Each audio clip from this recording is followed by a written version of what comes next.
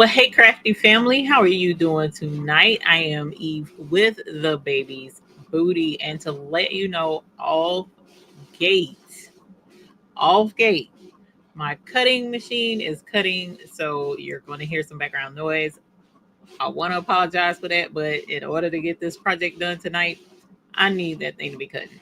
So you'll hear the cutting machine over here off to the side, and it'll probably make the microphone cut here and there or whatever. I don't know, but we can't worry about that tonight. Welcome. Thank you for coming to hang out with me. I was debating on whether to even go live tonight because I got a pretty decent size order that I've been working on. And well, actually, I technically haven't even started working on it yet because we've been going back and forth. Yay, me. So, working on trying to get that finalized. I did a prototype and I was like, you know what? Let's do that with the family tonight. So tonight we are going to actually make a bucket hat and we're going to bling it out if I can get to that part in enough time. So hopefully we can do that. I've gotten pretty swift at getting the parts and stuff cut out. Um not swift enough in my opinion, but we're working on that too. So we are going to jump right into it. I do want to say hello to everyone, especially those who are YouTube Hoop Group members here joining us as you guys do and you support the channel. So thank you all so very much for being here and for hanging out with your girl.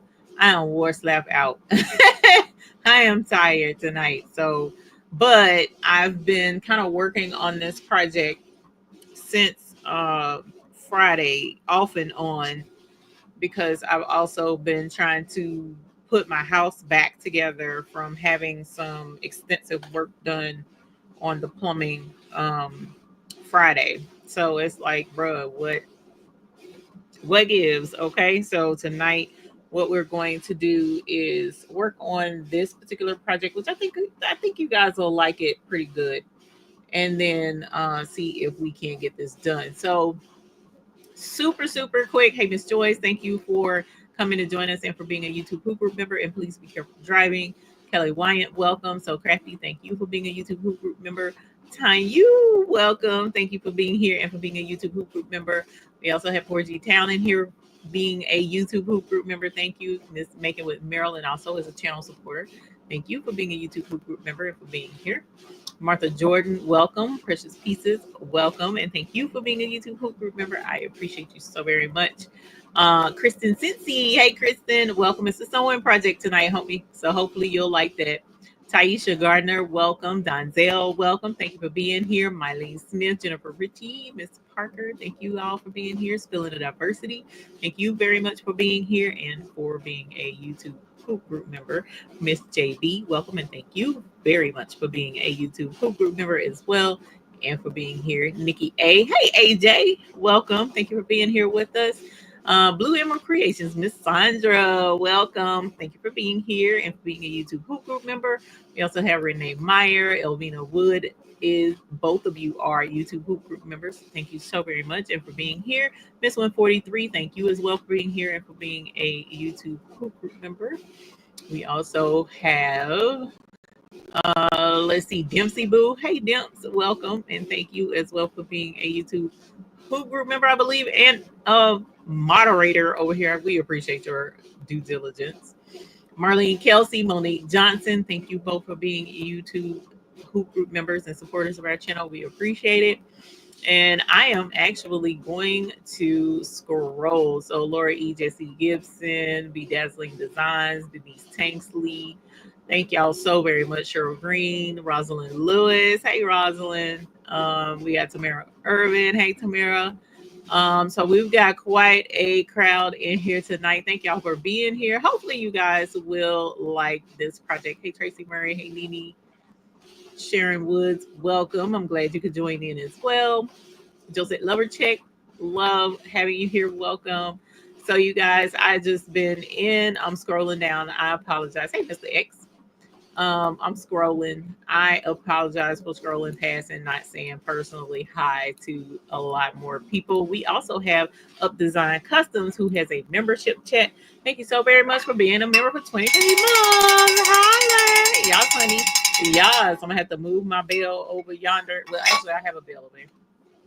So if we have a member message over there, then I'll be able to ring it over there. But we do need to get started on this project because this project, it has a lot of steps. Okay, a lot of steps, and we're gonna walk through every last one of them.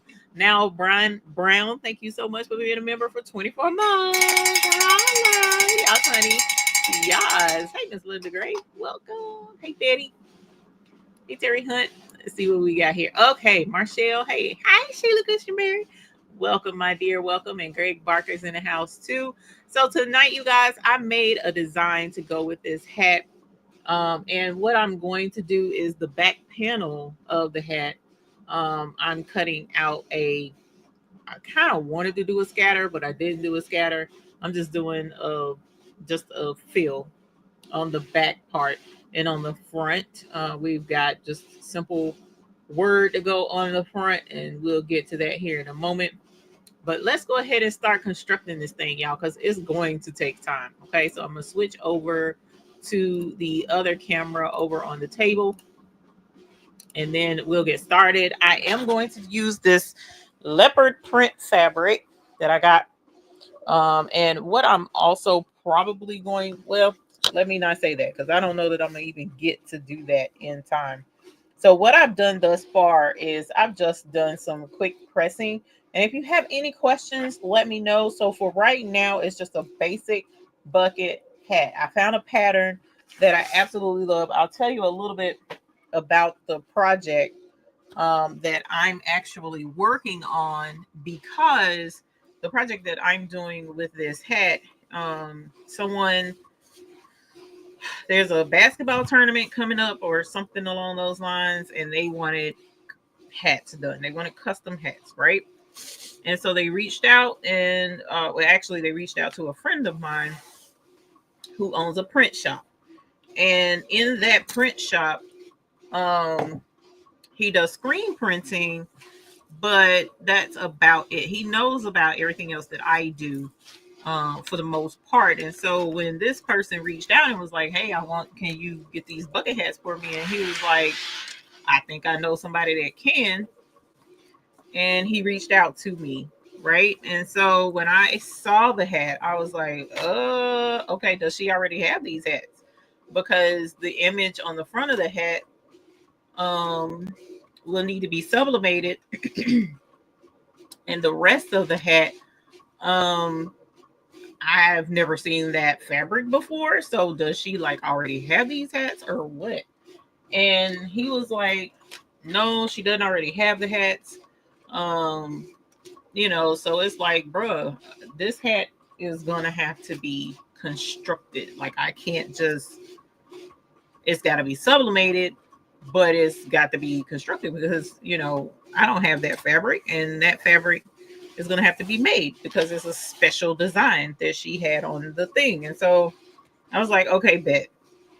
How many hats? He told me how many hats. My jaw hit the floor, but whatever. Mama didn't raise no pump. So we finna get this thing done. I'm up for the challenge. And so it's going to be a challenge. I'm quite nervous about it, but I thought I had some shortcuts in place, and I'm going to talk as I'm doing this and go back into the story, but let's pause the story for this moment in time, right? And so I look high and low because of the way this particular bucket hat is designed that she wanted. It has a white panel on the front of the bucket hat. Matter of fact, let me show you a rough draft that I did. Here it is. And so, like, she wanted this white panel, but then she wanted this fabric, this pattern. This isn't the right color, but close. But this is the pattern that on the fabric, and then she wants this white on the front. And I'm like, bro, that's what? So I searched high and low, finally found a pattern that I thought works perfectly for that hat, and it did. So I put a link in the chat to the pattern, and I also put a link in the chat for the person who made the pattern, so that if you want to do this project, you can. And then I also made mimic the pattern pieces. So I picked the size that I'm going to make all of these hats in, and I made them with my cutting mat, my chopping mats that we have, and I made permanent pieces because the amount of hats that I'm going to be making, I need a sturdy pattern. I don't need something that's going to tear up. So that's why I made permanent pieces. So it's 3 pieces to the pattern, but this piece cuts 4 pieces of fabric. Your inside fabric, this is a reversible hat. So your inside fabric and your outside fabric, 2 pieces of the outside, 2 pieces for the inside. This is, of course, the crown at the top. So this, you'll cut 1 piece of your outside fabric, 1 piece of your inside fabric. And then this is the band around the hat, that you pull up, the part with this part right here. That's this part. And you're going to do, we have to do 4 of this as well, 4 of the inside fabric, 4 of the outside fabric. So depending upon, I love this pattern, and that's why I shared it with you guys. I love this pattern because the way this pattern is made, you can kind of like mix and match and custom and do whatever you want with the design. So let me show you how his design is. So see, you can alternate colors. You can color block it if you want to. The way I chose to do is to put the white in the front and then the colored in the back and on the brim and at the top. But I love the fact that you can just kind of like puzzle piece this particular bucket hat together. I absolutely love it. So with that being said, it's a super cool pattern if you want to be overly or extra creative with it. And then the other thing I like about this is, because all of this fabric I sublimated. I sublimated this fabric before I stitched the hat together. So same with this front white part. Once you don't have to sublimate all the fabric. So say for instance, we love this animal print fabric. You can make the rest of the hat out of the animal print. You can do this in the white fabric that you can sublimate, and you can sublimate whatever you want on the front of the hat. So I thought that was super cool as well. And so that's kind of what I'm going to do tonight. I'm going to do all of the hat in the leopard print, right? And then the front piece I'm going to do in this brown, this chocolate. And I'm going to bling this chocolate. Now I did consider doing this as the entire brim. I mean, the entire band all the way around the hat, but we'll see. 9 times out of 10, I'm not going to do that because my brain had something in play, and I think that's what we're going to go with. All right. So let me show you the steps that I took to do this. Now, most of these hats that I've been seeing are like floppy-ish, and I kind of wanted a nice sturdy hat.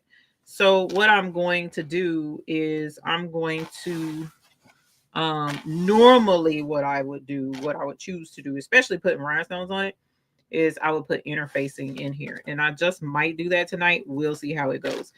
But for those who are new to sewing or want to get into sewing and haven't never done sewing, the particular person who made this template, he didn't really do on the grain, off the grain, anything like that. So we're not going to do that tonight.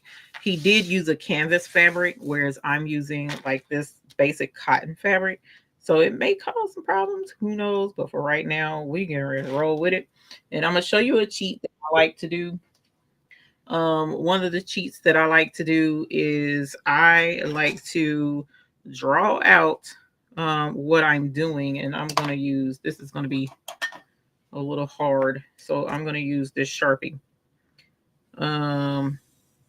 because 9 times out of 10, this isn't going in a wash anywhere. Because one of the problems with using a Sharpie on fabric is it could bleed when it's washed. And so I'm not going to worry about that tonight. This is just a simple, fun project that I'm doing, taking a quick break on making these hats, and then I'll be back at it. Probably not tonight, but definitely tomorrow. Um, but while I'm in the motion of making them, I'm going on and making them with y'all. Okay. So this is one way. I wouldn't necessarily use a Sharpie, but we have fabric marking pens that you can get. Here's one. This is a magic pen. And what this pen does is once you draw out your stuff on your fabric, you can use this marking pen and then spritz it with water, and that the marks will disappear. Of course, that's not what's going to happen with this Sharpie. But like I said, it's no worries.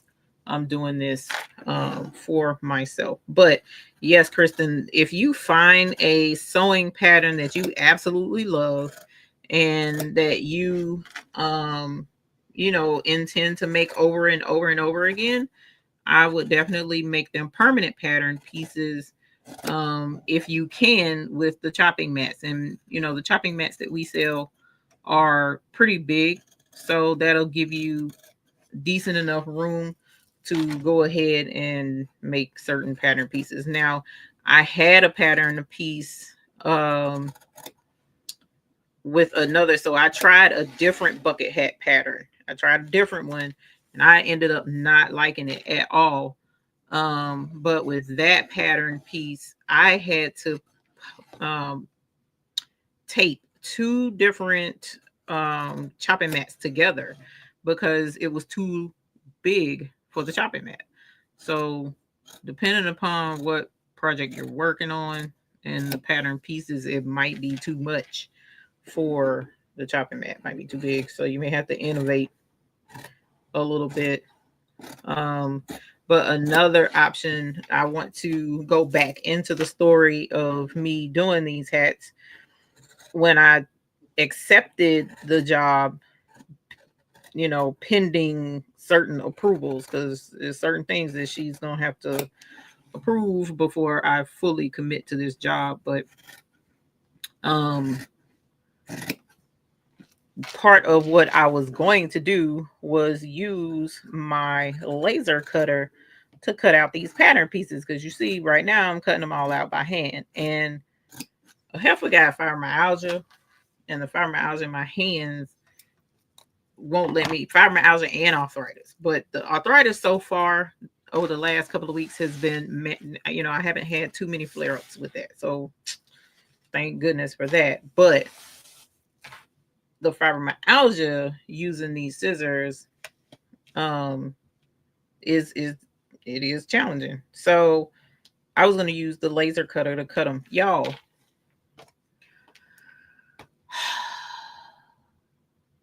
why? Somebody tell me why. I go to cut the fabric on the laser cutter that I know can cut fabric. I know for a fact that X2 can cut fabric, but it would not cut my sublimation fabric. For those who have the X tool or any other diode laser, answer why it would not cut that fabric. Who knows why? I didn't think about it at the time when I accepted doing the, or kind of accepted doing the job. I didn't think about it. But why would it not cut it? If you know, put it in the chat. But when I tell you, I was heated. I was so upset that one of the things I was banking on helping me out with getting this order done is not available now. I can't use the X tool. Who can figure out why? Whoever can figure out why, I'll send you one of these. First person I see that can answer that question. Why the X tool would not cut that fabric.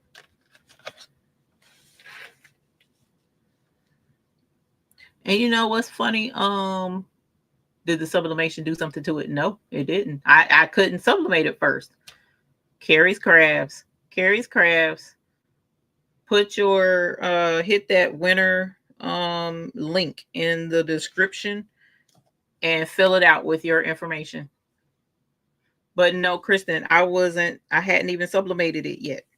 I didn't even get to that part yet. I was doing just the bare fabric. It's because the sublimation fabric is white and the daggum diode will not cut. That diode laser will not cut this white fabric.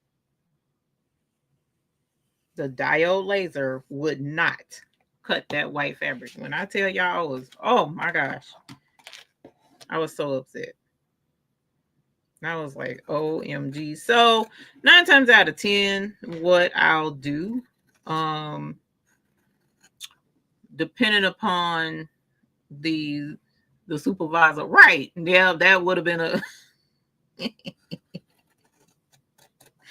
right, the supervisor. 9 times out of 10, one or two things or both is going to happen if she decides she'll accept what I've done, what I've sent, the proof of what I've sent and all of that jazz.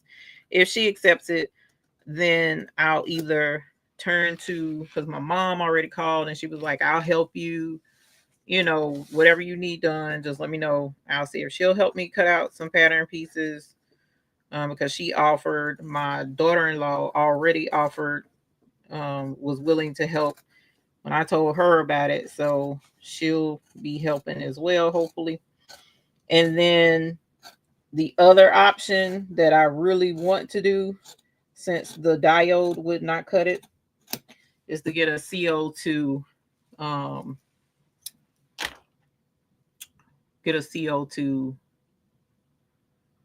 dooflachi. What if you trace the cut with a marker? Will it cut the line? You know what, AJ? That's not a bad idea. That's not a bad idea. I'm willing to try it, just to save the money of buying a diode. But that also kind of clinched it for me that I'm like, you know what? I've always wanted a CO2 laser. I've always wanted one. But never got one. And so now it's like, yeah, I think I want to get one. And fortunately, because the order is decent enough size, that'll help me be able to get it. Thank goodness. So, but at the same time, I was kind of looking forward to this job to help me take care of the massive plumbing massacre that we just had going on. So anyways, so that's what that is. All right, so let's recap. Place of darker pieces. No, S. McGee, that didn't work. That really did not work. I tried that too. That did not work. It like cut the dark and didn't cut the white. That's why I'm saying I know for a fact it will cut fabric. But that white fabric, it was like, I can't see it. So I'm not going to do that. Jelena, I was telling my husband about the Omtech and I was like, ooh, but that thing is huge. Huge. I don't have the space for Omtech. I would love to have one, but I don't have the space for it. That would be, I could cut all kind of pattern pieces out with that. So recap. Oh my gosh. Recap on this particular pattern. The way this pattern is, you have to have 4 pieces of the band around the hat, right? So I shouldn't have cut out 4. I should have only cut out 2. Should have only cut out 2, but I cut out 4. So I'm gonna have to fix that because one of these is supposed to be in the brown. Two of these rather. It's supposed, well, no, one. One of these is supposed to be in brown. And then here's the 2 pieces for our top. Okay. So And then this is the band. So the band would be cute and brown too, actually, but you know, I'm not going, I don't know. I'm gonna stick with the animal print for now. Let's see. So if there were any questions, hang on. I saw the mister was starring some stuff, so I'm gonna go back and check it here in a moment.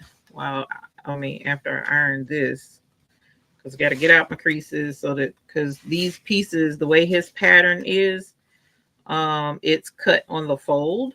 So when I fold it, I needed to make sure that it's going to do what it needs to do and not cause me problemos.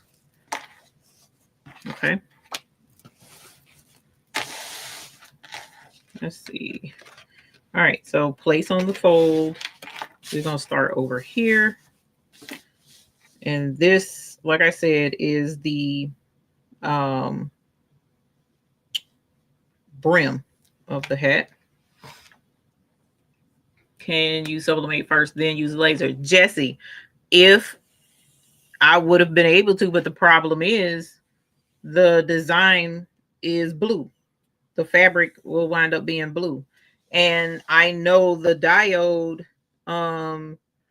well, now it has issues with white, but it's also going to have issues with the blue, because it definitely, I can't cut blue acrylic with it. Like the acrylic that we can cut with that machine, like blue is not an option. And blue isn't an option. So it's like, bro, this is really. But I knew that when signed up for it. I signed up for the limitations that come with the diode, and that's okay. Because what it does do, it does it well. The X tool. What I can do on the X tool, the X tool does it very well. So I'm not saying, just completely kick X tool to the curb, because it's an affordable way, an affordable piece of equipment to be able to achieve a lot of cool things with a laser. Because I've done a lot of really cool projects with Patrice, us doing X tool stuff together. So I'm not trying to just be like, oh my God, X tool is trash. No, not in the least little bit. X tool is a nice machine. But for what I need it for right now is like, bruh, this is crazy. So, all right, y'all.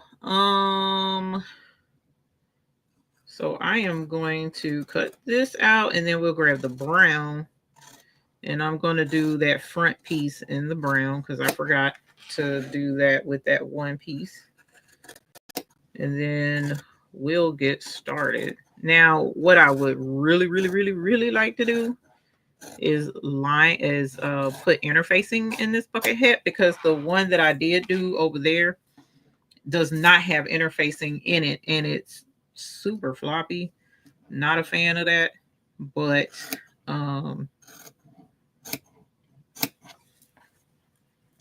yeah. So that's where we are.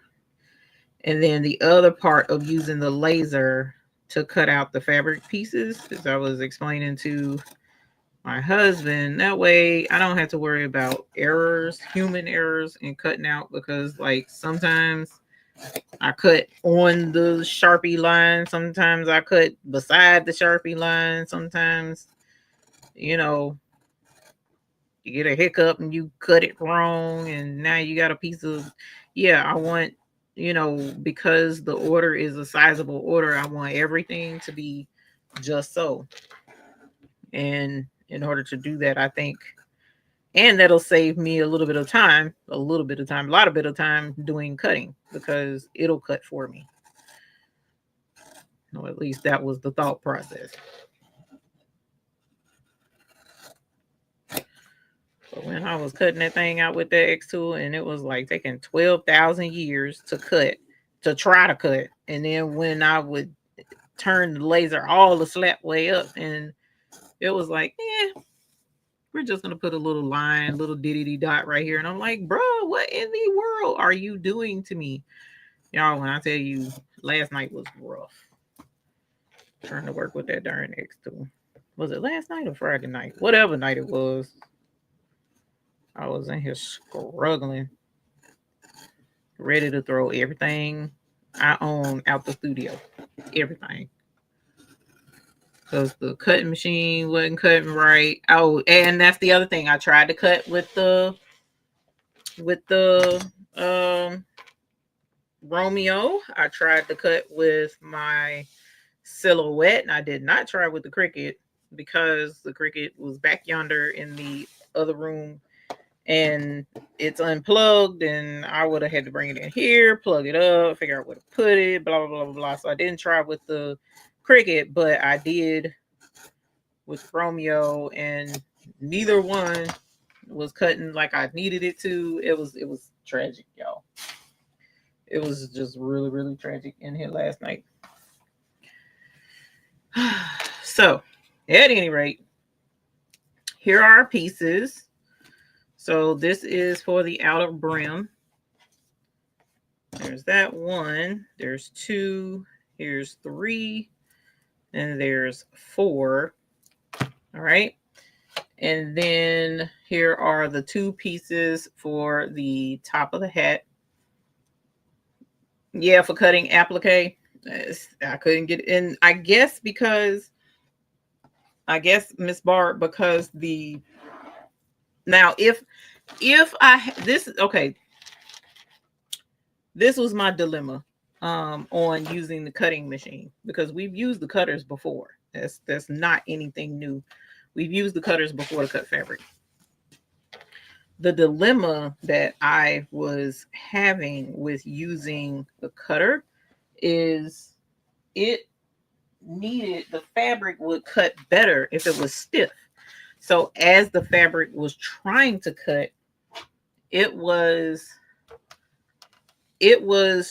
fabric was doing this. See how even with the blade, it was doing that number. And I'm like, fam, you've never done this to me before. And then I thought about it. Okay, well, you talking about because the it's a kind of a heavy fabric, but it's not. Yeah, and that was the other thing. Marshall could not find my rotary blade. I no earthly clue where it is, so that's my bad. That's my fault entirely, because I did think about my rotary blade. I really did. But the other problem, this is the other problem. One of the pattern pieces, even though that's kind of going to change, it'll change with this particular pattern, because this pattern is different. But the first pattern I was using, the brim was the entire brim in one piece. So that was too big for the Cricut. It wasn't too big for Romeo. I don't have a rotary blade with the Romeo. So y'all, it was roadblock after roadblock after roadblock after roadblock. I swear it was. And then what was the other thing I was telling you? Sheila said stabilizer to add body to the hat. Yes, I would love to do stabilizer. I doubt I can do that with y'all tonight, because that cutting the stabilizer, you see, that took almost 20 minutes just to cut that, I think. I don't know if the mister is, because he asked me to keep count. Where is my, and then if I don't quit losing pattern pieces, it's up here. So there was that, and then it was something else I was telling y'all. Yeah, I love that iron. I know, Miss Gail, it is a pretty shade of brown. It's like chocolate.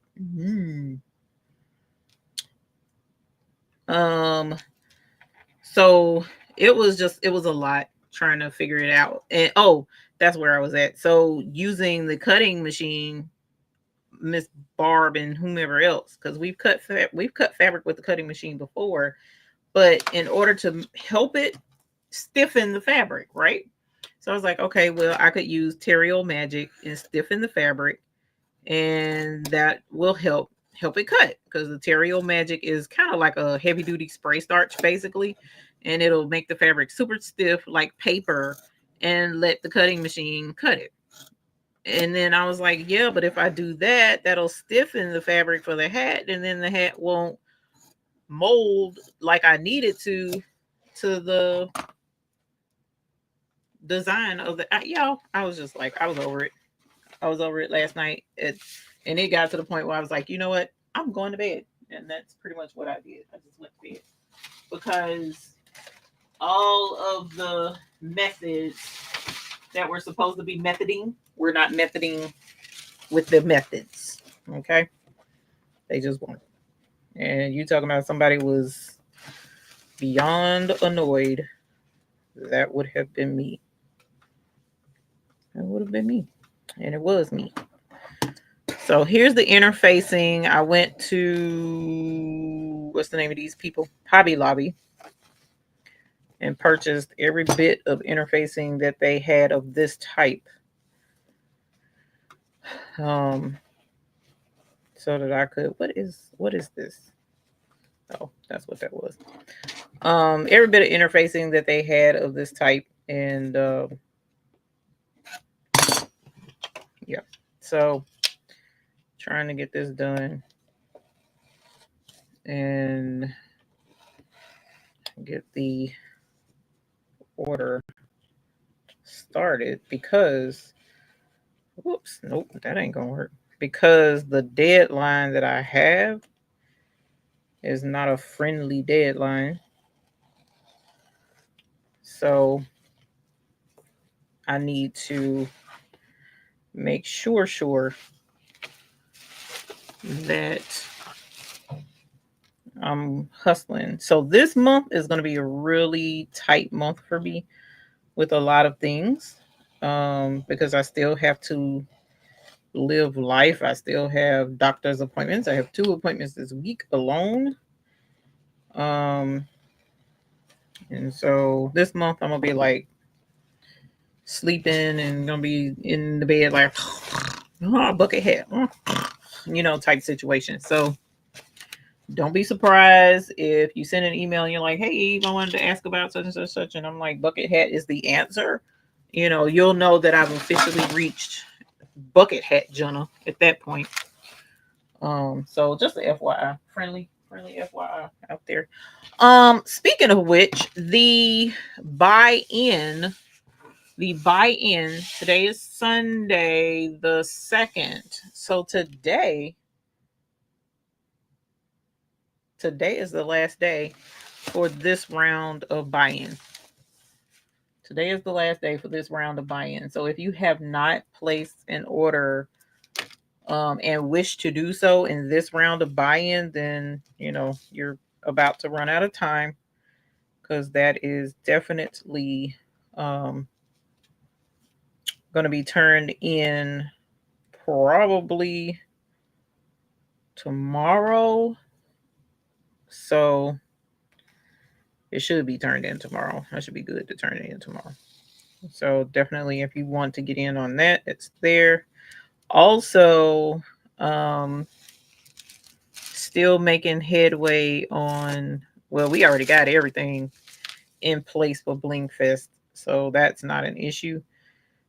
We are though still working on a couple of extra things that I'm trying to do for Bling Fest, but that's neither here nor there at this point. So definitely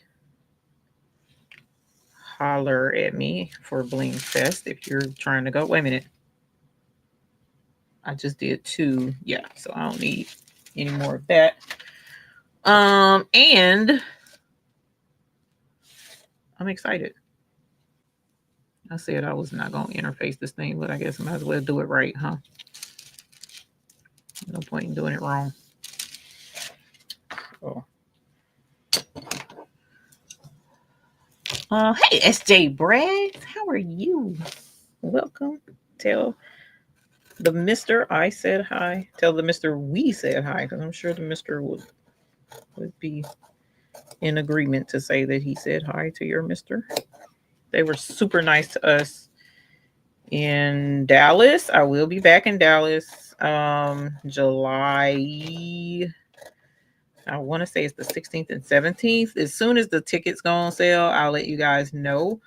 That's for those who may not be able to make it to Charlotte in October.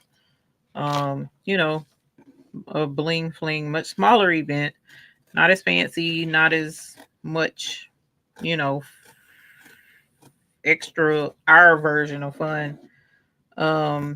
So if you're interested, I'll keep you updated on that. But it's for the applique getaway, and that's coming up in July. Now with this interfacing, this is fusible interfacing, and I'm not being super careful cutting it because interfacing doesn't have to be absolutely perfect. It's stuck to the inside. You kind of want most of your pieces to be interfaced, but if it's a little bit short, it doesn't hurt much of anything. So there's that. Am I driving again? I doubt I will be driving again. Hey, Joyce T. Welcome. I looked at getting a projector for cutting out fabric. I decided I didn't want to mess up my wall or ceiling. I do have rechargeable electric scissors. So I have an electric cut. I had electric scissors. I did have electric scissors. I don't know where they are anymore. They were gray. What did I do with those electric scissors? I have an electric rotary cutter thing, but it's not my favorite thing to use. Because it's like if I was just cutting straight fabric, then yes, I would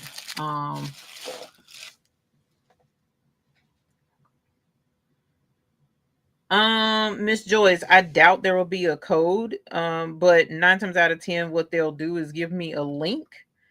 But that's only when the tickets go on sale. I don't think they're on sale just yet. I don't think they're on sale just yet. But whenever they do, they'll probably give me a link to give to everybody that wants to get tickets to the am I gonna need 4? I'm gonna need 4 of these too, John Brown. That want to come to the Dooflachi. The electric scissors are probably with the Cricut. Right. Wait a minute. Cricut rotary blade. I don't have a Cricut rotary blade. I don't have one of those. I just have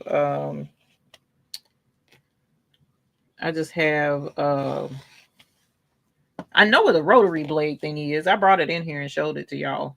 I just don't know where those electric scissors are because I've moved studios and I've no telling. It could be boxed up somewhere in storage, knowing me. Cricut rotary blade. Cricut rotary blade? What's the Cricut rotary? Oh, that Cricut rotary blade. My bad. Y'all, can you tell I'm tired? I'm tired. Like my mind is whipped. My spirit is whipped. And it's just like, bruh, what? The number of this is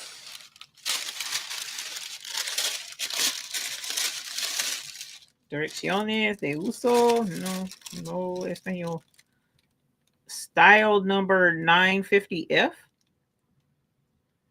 Fusible non-woven interfacing.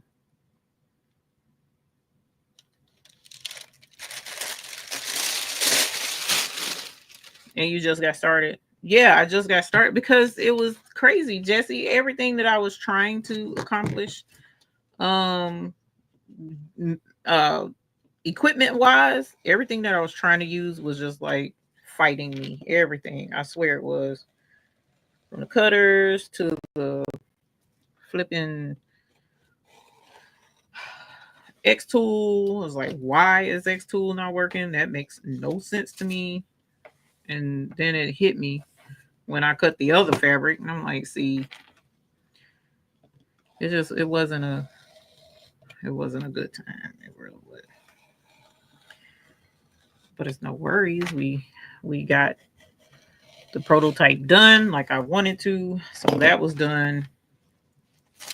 And so yeah, this is so whenever for those who may not know, for those of you who are new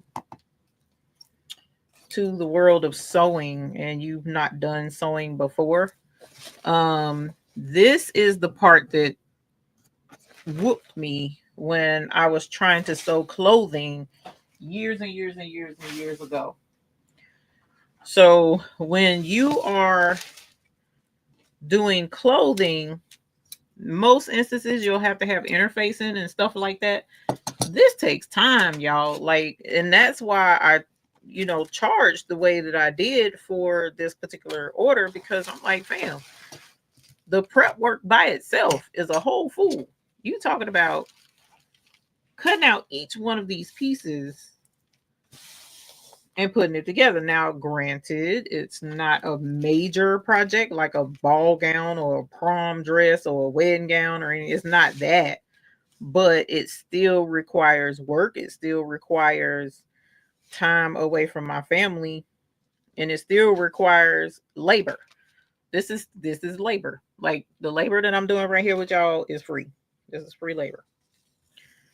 Because I'm not making this hat right here to sell. This hat is going to be a me hat, I guess.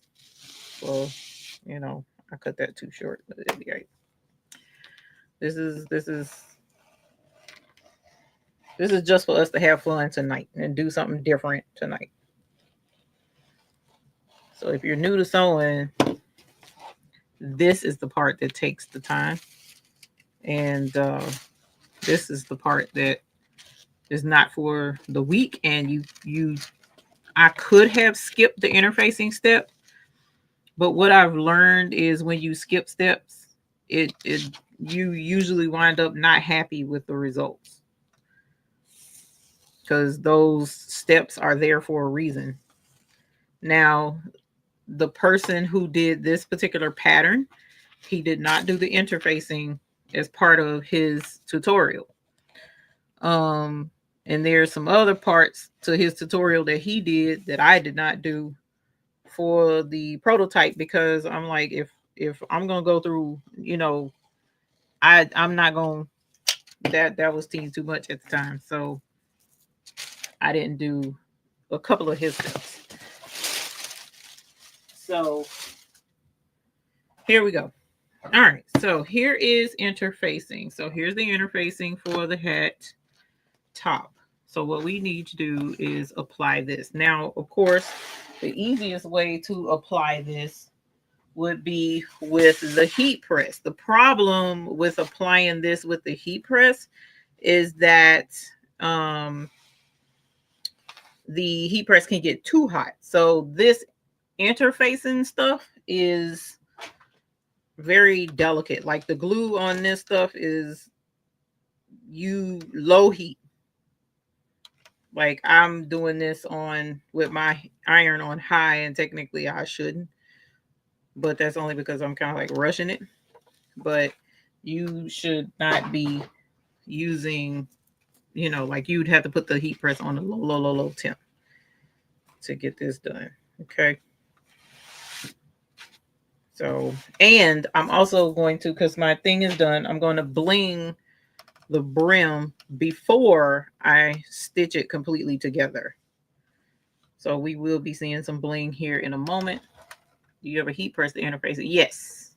Oh, before I cut out the pieces, Karen Murray, I could.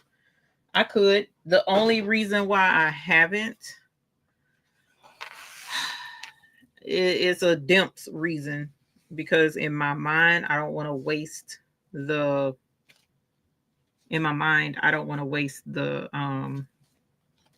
interfacing. I'm afraid I'll waste it by doing it that way. But yes, that can easily be done. It can definitely easily be done.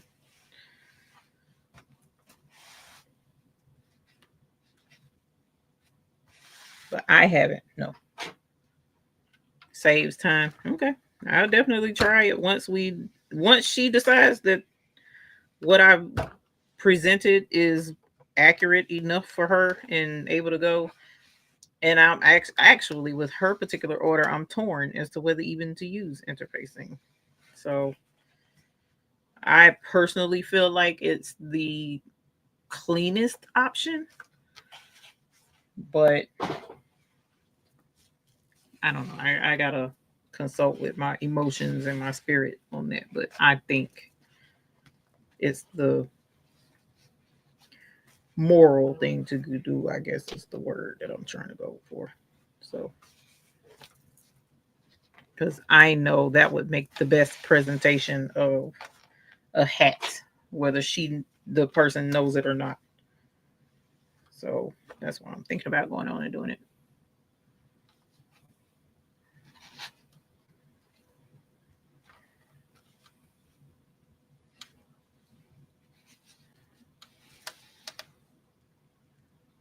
Use a heat press for interfacing. You can use it for interfacing. Definitely. I've done it before. I didn't do it today, but I've done it before.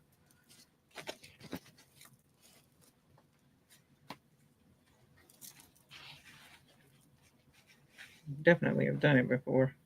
Matter of fact, that's how I learned that, interfacing needs a nice light temperature, not a heavy temperature. Oh my God. That was a mess, to say the least.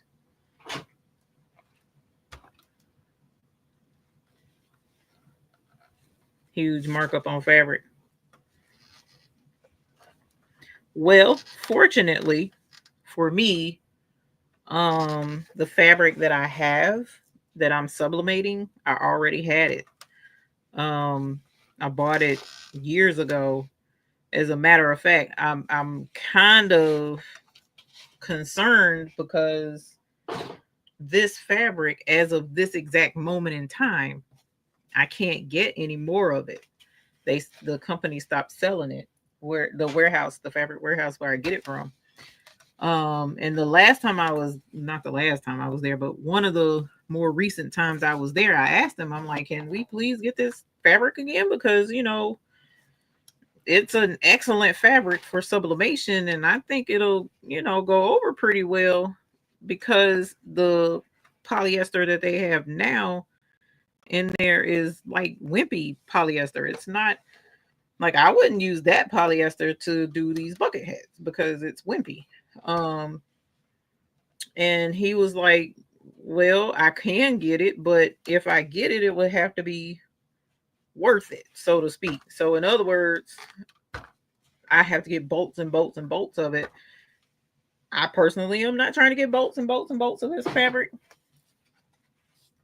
I'm praying though that I have enough to do this project. So that's where y'all, it's crazy. Pray for you, girl, because she out here making rash decisions. Um, and I ain't took an order. Definitely not this size in a long time. Um, I know I got it. I know I can do it. But it's like, bro, you ain't no spring chicken no more. You out here taking orders like you just got all the time in the world, and I don't. But I'm excited. I'm actually excited about it. So, is yours siren steam? Yes, Degami, it is steam and cordless. I don't have the steam on right now though, because with interfacing, you technically shouldn't be using steam. It's supposed to be dry. For I think hat would be floppy. It is floppy without the interfacing, Sheila. That's why I'm like, I know better. And especially because of the event that these hats are for, I do want to, I want to provide my best. So that's why I'm pretty sure I'm going to wind up doing interfacing as well and just going with it. I didn't say how many, Sheila. I never said how many hats she wants. I never said. If this lady puts this order through, if she puts this order through and she agrees to what I've done and what I've already sent, I'll have to do 310 bucket hats by the end of March. So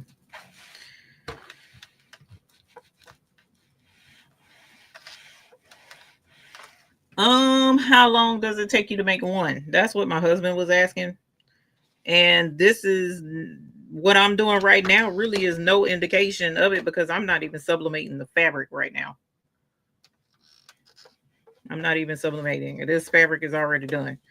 So the way I'm looking at it, take a couple of days to sublimate all of the fabric at one time. Wait a minute. Take a couple of days to cut out all of the fabric at one time. Take a couple of days to sublimate all of the fabric at one time. Take a couple of days to where is my I already did the hat. Go me. Okay. Talking to y'all got me all distracted. Didn't know I was ahead of the curve. Do it that way and then take the rest of the time to actually just construct hats. The rest of the time just construct hats and just plug away at it. Just plug and just plug away. That's the plan. That's the plan, man. That's the plan. Okay. So we have by the end of March. Yes, Stacy, by the end of March. March 31st, 30th, something like that. 31st. So yeah, it's a lot. It is a lot.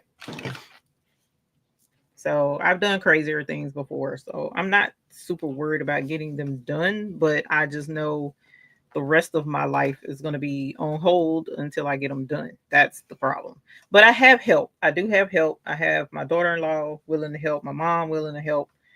And honestly, like I mentioned, it's this that takes the longest. Not stitching it together. That's not an issue. It's doing this part that takes forever. So let me quit talking and start putting this thing together. So we've got 2 pieces for the top of the hat. We've got the brim, which I forgot. We got to press that with the what's face. This is the, no, not the brim. This is the band. This is the brim. The band is the front part. So this is what we're going to put rhinestones on. And I technically should have put the rhinestones on this before adding the interfacing, but I started to say something horrible, but we're getting ready to see how that's going to work. So this piece has rhinestones. Another piece has rhinestones. So let me grab that off of the machine. Okay, hora is 10 o'clock. Okay. And pray that these SS6 peel like they supposed to, because sometimes they do, sometimes they don't. And right now, the SS6 dot gods are with me, so to speak. So most of them, SS6 usually does not peel this good for me, y'all. So somebody has mercy on my soul right now. So I'm going to use the back of this to get the rest of these SS6 dots off of there. Hopefully it won't look completely crazy. So I ain't a whole lot of time that's in here. Oh, wait a minute, time out. So also don't forget, we got some really cute, super cute actually rhinestone designs available over at the Rhinestone Mechanic. So please go check that out. He added more states. So if your state has been missing, it might be there tonight. So go check out the Rhinestone Mechanic, because that those decals with the states was super cutie patootie. And I would love to see your decal. You could make patches, bling patches with that. Oh, let me keep that. You can make all kind of stuff with the bling states that we did. So yeah, go check him out, please. Check out the Rhinestone Mechanic, because like I said, he added more states, and I think you guys will like them. I know you'll like them because they're cute. So if your state wasn't there before, it's a good chance it's there now. All right, so here's the wording. Let me cut this on because it's not on, and I need to change it to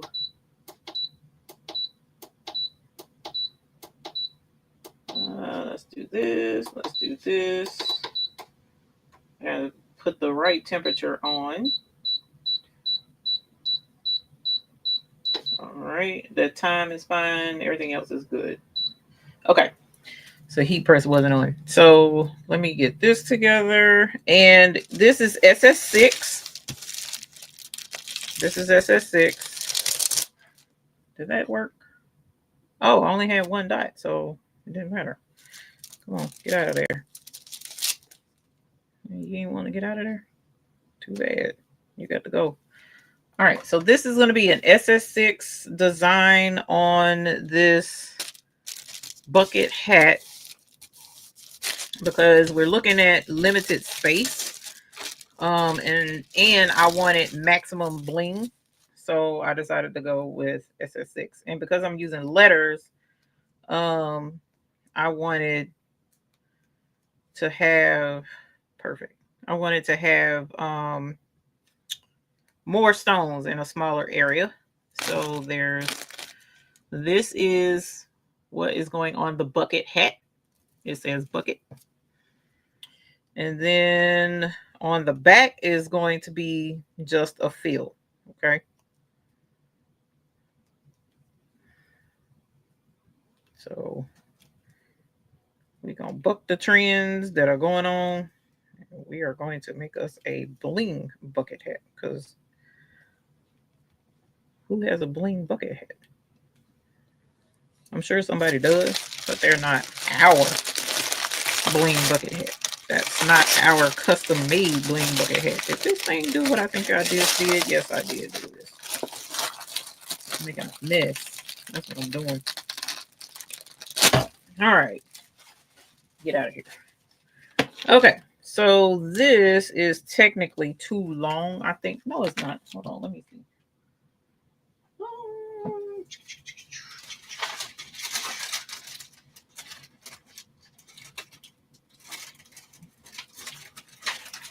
All right. So I think, hopefully, you guys, we can get through this in another hour. Hopefully it won't go overtime. Cool. So it does fit. All right. And on this side, we're going to do the outline of the word. I mean, the inside of the word. And then here's the outline of the word. I'm sure Dennis would have been proud. All right. So here I need SS6. And this I wanted SS6 in,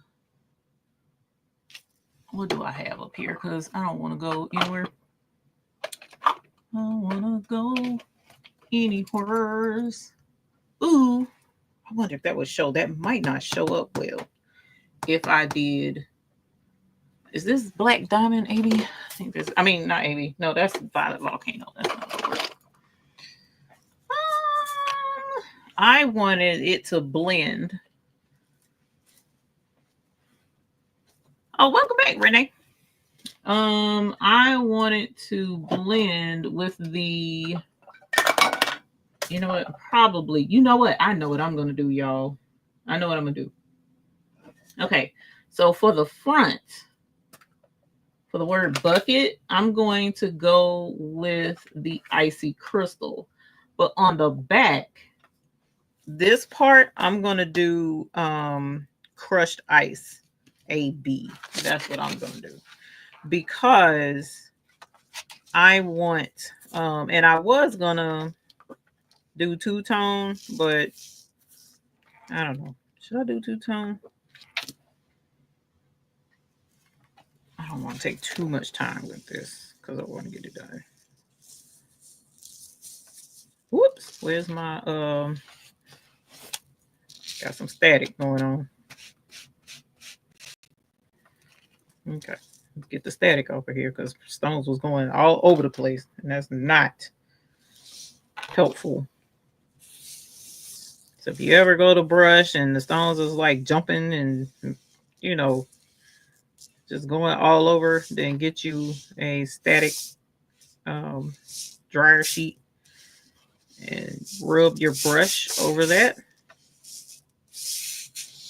And that'll help dispel some of that. So see, it's still jumping a little bit. I need to rub it again. Thank you, heat press.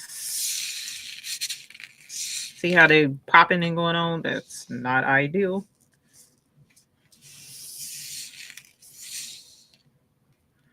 All right, so is there anyone in here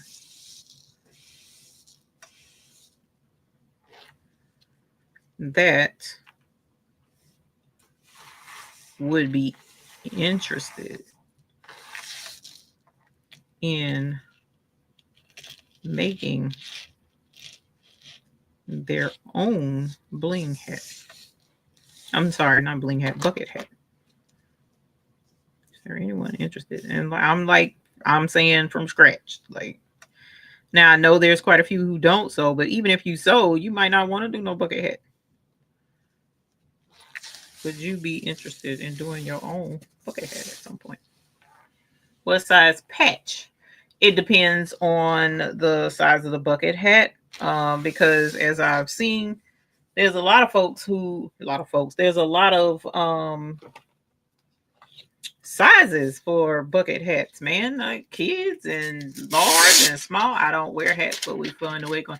You know what, Renee? And that's the thing. I've never been a fan of bucket hats, but I was like, okay. Yes, bucket hat would be fun. Yes, it would be fun. I would love to make my own. I have made one, but didn't bling it. Hey, Jay, come on, man. Pathfinder Mom. I make jean. Pathfinder Mom. I was really seriously considering a jean bucket hat. I cannot find my denim. I cannot find it. I don't, it's probably with the Cricut rotary blade at this point. I don't know what I've done with it. So, yeah.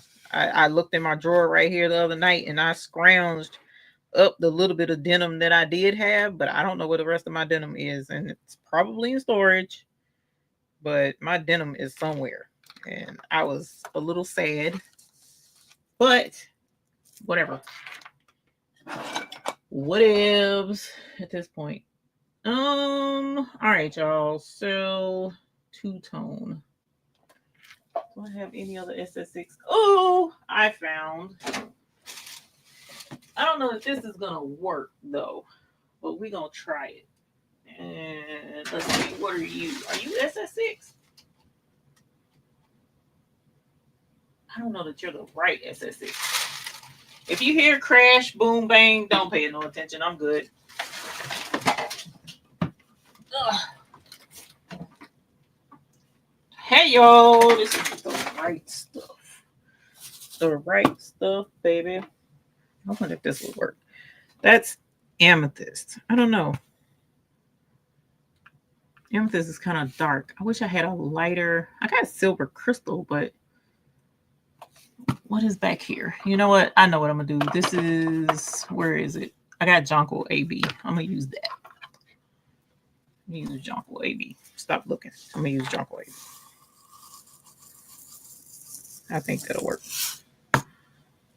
Missing a stone in the eye. No, it's probably the way it's reflecting. Oh, you know what? No, yeah, no, There's no stone missing. But thank you for looking out. You gotta kind of have a this. Oh, hey, I was getting ready to say you gotta have a TV like Christmas, but hey, she's here. Let me pull it up. Easy. Yeah, it's fire. Icy daffodil corn silk. I don't want to have to leave and go get SS6. I do have it in SS6, but that's why I'm going to that's why I'm just gonna use this right here. Kai Smith, I was gonna be okay. I was gonna be okay. Crash boom banged in here so many times until and he fusses. The mister is like, "You gonna hurt yourself? I don't want you hurting." And he's right, because I got stuff everywhere's in here. Everywhere's. But, you know, that's a part of being a messy creative. I'm not gonna say a creative because a lot of creators are nice and neat and got it together, but I'm not one of those. I don't have it together. It takes me forever to clean up because I have one of those ADHD brains that I go to clean the bathroom and get distracted. Like, oh, you know what? I need to clean out this cabinet and start cleaning out the cabinet when that's not why I was in there to begin with. So, you know, it takes me a while to do certain things. Um so something else that's been going on. I kind of mentioned it a little bit the other night when I was live, but we ended up, I'm gonna have to get a whole new, I don't even think I told y'all this part, but y'all, I'm gonna have to get a whole new word that I don't want to say because I shouldn't be saying it. Septic tank. A whole new one. As if life wasn't challenging enough as it is. And I thought it would be something because when I purchased this house, I bought the on my insurance policy, I added, because I knew this house had a septic, I knew this house had a well, and I added septic and well to my insurance. And when I called and I'm like, hey, you know, they came out, they said blah blah blah blah, I need a new septic.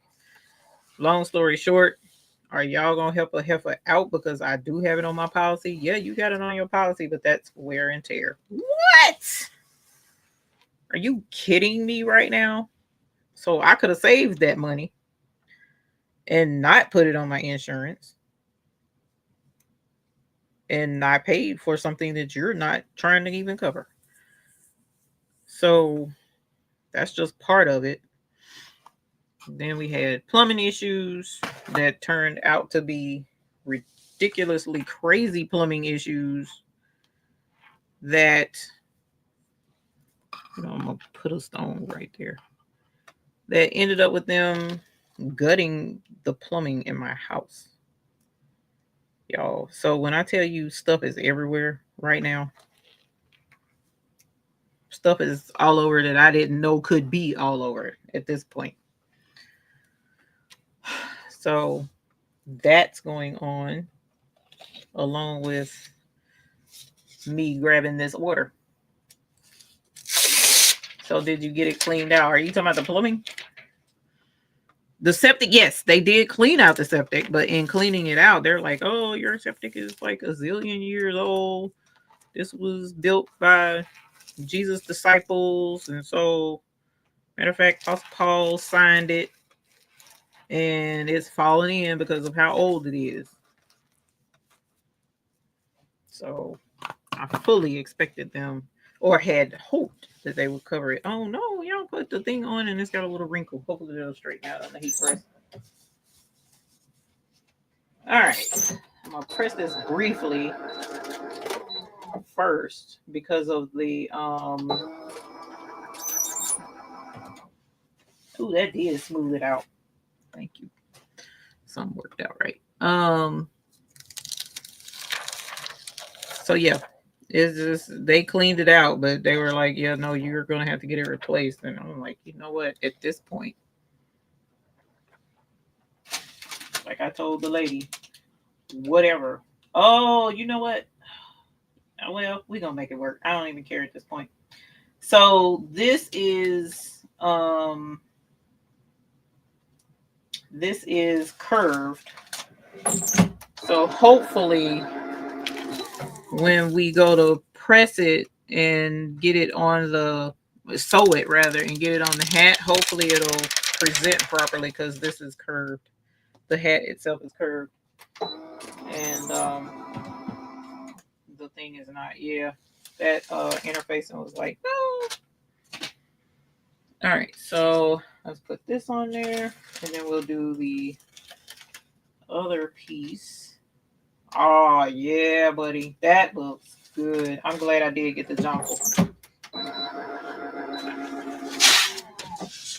All right, and then this is going to be, you know what, I could have used the jonquil AB back here too, because I think that would have been pretty as well. The jonquil AB on this leopard print. So think it would work. But here is the, uh-oh, what did I do? Yeah, it was too hot. Hold on, y'all. I didn't, messed up. Whoops. Messed up some of the stones. Hold on, let me see. Yeah, some of the stones was too hot. It was coming off. There we go. I had to let it cool off just a smidge with the stones on there, but there's that. And then let's do this. What time is it? 10:17. I might run over a little bit, you guys. Hopefully not. I'm gonna try not to. Instead of doing the crystal AB, crushed ice AB, I'm gonna go back with the jonquil AB because I really think that's gonna play nice on this leopard or animal print fabric, cheetah print, whatever animal at this point.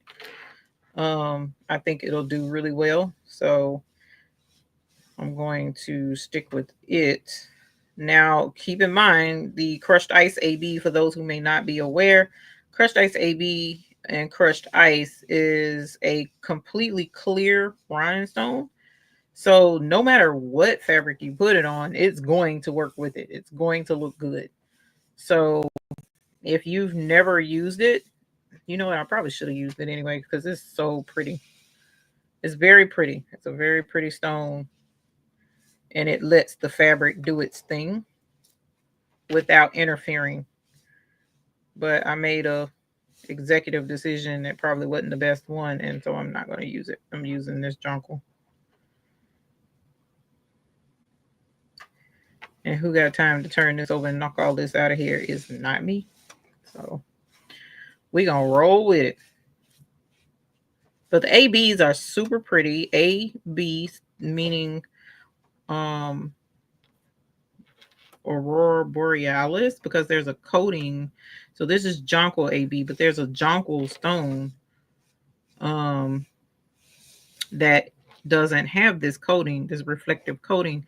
And the reflective coating will present other colors in addition to the jonquil. It kind of gives like a really pretty iridescent kind of bling to it with other colors. So ABs are fun to work with. Even especially if you use it with its companion color, like jonquil, along with the jonquil AB, it's actually presents very well. So if you haven't given it a try, give it a try. Whoops, let's put that there. Let's put this there. I think I just put that there and then I knocked it out. Come on. Go home, go home. There you go. See, isn't that fun to be at home? All right.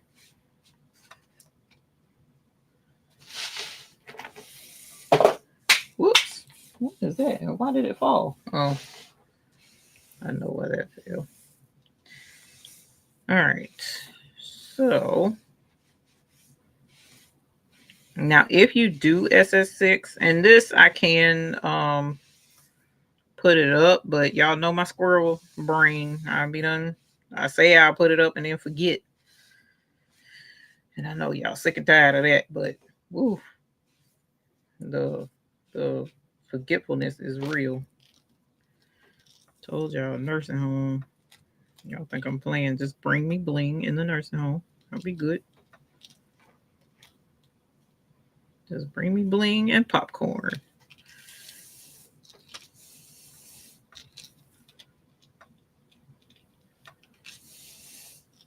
Okay, that looks good. Uh-oh, I felt an extra. There you are. Let's see. Boom. Okay, so let's grab this and put you there.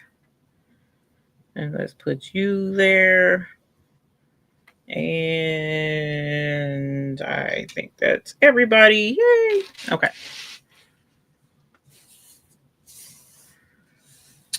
Did you put... Shut up, Sheila Cushionberry. Oh my God. Of course I did. It wouldn't be right any other way. But guess what? I cut out another leopard print, so I'm just going to have to use leopard print. Yes, Sheila, I did. Yes, I did. Told y'all I'm tired. I'm tired, and when you ain't wrap tight and you've been burning the candle at both ends, it kind of starts to catch up with you. And I didn't bling the other hat, so the other hat that I'm making for her does not have rhinestones on it at all. So you know what? I ought to put that on the hat anyways. Just the fact that you have a video on how to get the rhinestone font onto your Cricut. Which so you can do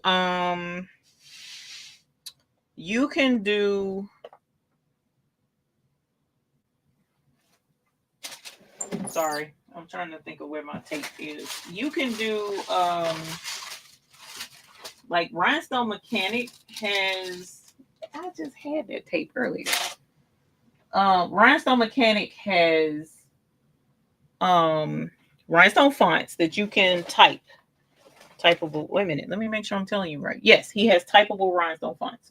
So you could do that and get a font onto your Cricut design space. That's one option. Y'all, I seriously had transfer tape in here.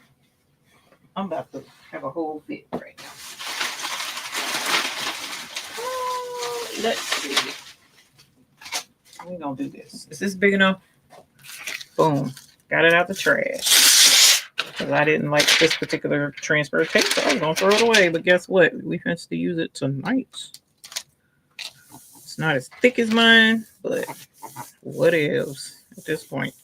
All right, and so it's not long enough. So what I'm going to do is cut a couple of pieces from over here and make it work. No, that's not what failed. What failed was one of my blood glucose things that was acting up. It missed, what's the word? It didn't do right when I went to use it. Activate it, it wouldn't activate. And so I brought it in here to help me remember to call the company so they can replace it. Because if I ever get one that doesn't activate like it's supposed to, they'll replace it for me. All right. So I also made this smaller than the band to make sure I had room to sew. That much I did remember to do. So it's not all mental neglect around here. But when the mental neglect is there, it is very real and very apparent. All right, so ooh, that is as pretty as I thought it was going to be. Okay. Now I want to center this as much as possible because I'm gonna have to sew this and get it on there correctly. All right, so let me, have you checked your POB? What is that? Because right now my mind and my brain ain't letting me know what you're talking about. So forgive me for my ignorance right now.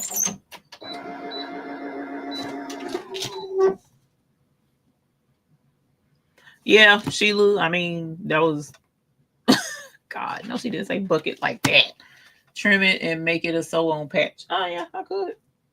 I definitely could. All right, we're going to let this cool off because this, I pressed the other one for only a couple of seconds. And place of birth, post office box. Yes, I did check my post office box. I do have it. As a matter of fact, his little arm broke somehow when I got it. So I was sad about that.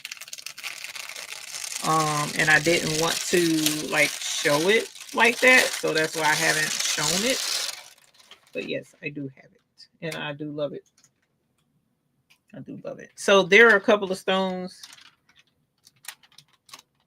that I didn't let cool and one was upside down, but you can't tell that it's missing. But that's pretty. It's really, really pretty. So this looks almost as good as that crushed ice AB would have looked. All right, so Sheila Cushionberry, I'm about to take your advice and just leave it. Okay, so the first step that he says to do, what time is it? 10:27. The first step he says to do is sew these pieces together. On whoops, nope, doing that wrong. See, I'm about to mess up. Right sides together. You're going to sew up the sides, okay? And so that's what we're going to do. And he's pretty adamant, not adamant. He you know, you want to make sure it lines up. And trust me, from experience, you want to make sure it lines up. Yeah, Sheila, yeah. But I'm sure that my and this is gonna be blue thread because at this point, whatever. But I'm sure my I spaced the stones much wider than what I normally do, Sheila. I put a lot of space in between so that it would show the pattern really well. So yeah. Could you bling after it was sewn together? I could have, Kristen. The only reason why I did not is because I wanted it to be as flat as possible when I put the rhinestones on there. And when I flipped this over, it would have been fairly flat if I put it on this way, but sewing it completely together on the hat, I didn't want to cause a problem with the what am I trying to say to you? I didn't want to I wanted it to be flat as possible. I didn't want to have to fight nothing because I fight enough, you know. All my life I had to fight. I'm sick of fighting. Sick of fighting. So that's why I did it that way. And probably why that wound up upside down. Because if I had have done it after the fact, then I would have seen that that was upside down. See, Sheila is right because this is the top right here, and so that's upside down. Where did I put that other piece? I think this is it right here. It doesn't have interfacing, but it's no worries. I'll see about. At least I got the bling on the other. So what I'll do then, I'll make this the front. I'll make this the front. Use it, but it'll be upside down. I don't want to use it. It's upside down. It looks goofy. Should I use it, y'all? Should I use the brown or should I make the leopard print the front? While y'all weigh in, I'm gonna go ahead and stitch this together because this gets stitched together as well. Just go ahead and put this together. Use it, yes, one of a kind. Use it.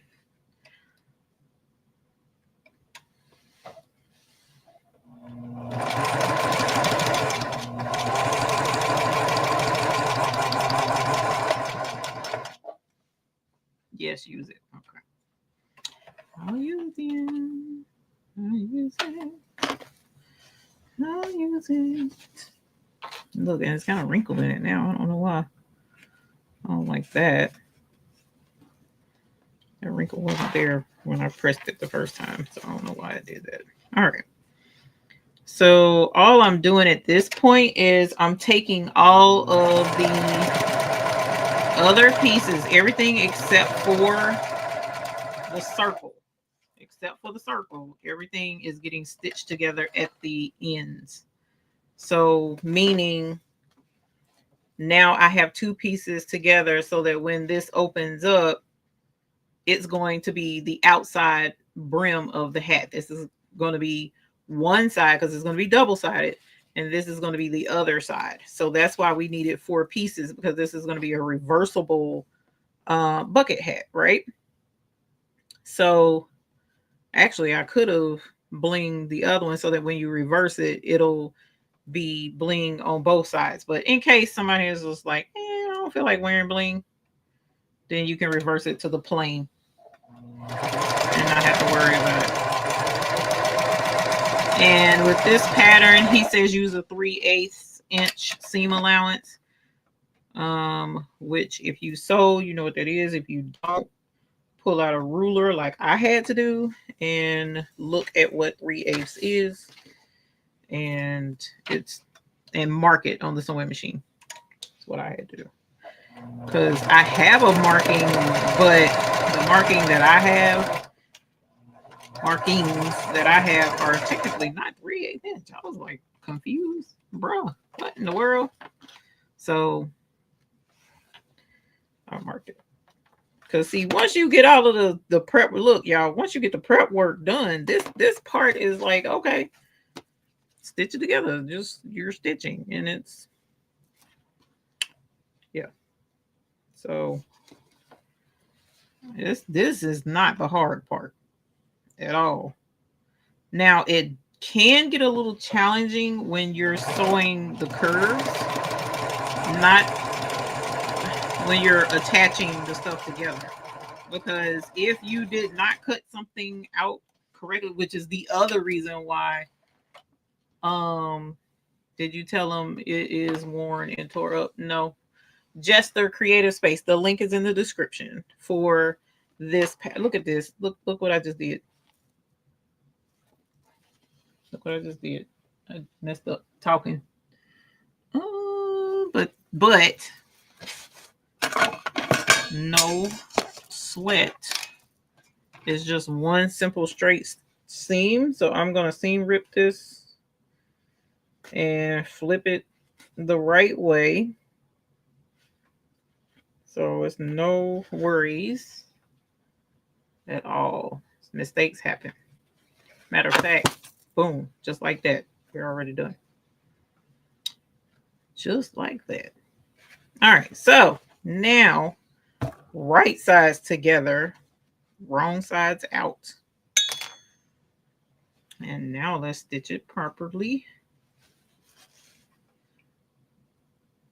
But at any rate, what I was saying earlier. Hey, Kevin Moore, you're a new member. Thank you for becoming a new member, Kevin. Holla. Hey, no worries. Stephanie, what so the template for the bucket and it's SS6 only. Even though the back panel, the full panel, yeah, I can do that in SS10. That's not an issue. But the word bucket is like, it did not look right in SS10. So I don't think we'll be doing that in SS10. I don't have a problem putting that in, but the actual pattern for the hat itself is not my pattern. That pattern is, I can't remember the guy's name. But this pattern, the link is in the description. It's on Etsy. He also has it on his website, but on his website it costs way more. So that's why I linked the one. Well, actually, let me say this right. The one on his website is for the paper pattern. He'll mail it to you. So that's why it costs more. The one on Etsy, you print it out with your printer. And so it's less on Etsy because you're printing it yourself. So I linked that in the description. Okay, so here is the pattern pieces. Now, I will say this. I want to say this. Okay. Listen, Linda, listen. Oh, let me cut this on. Back on. So when you're sewing, he had it where you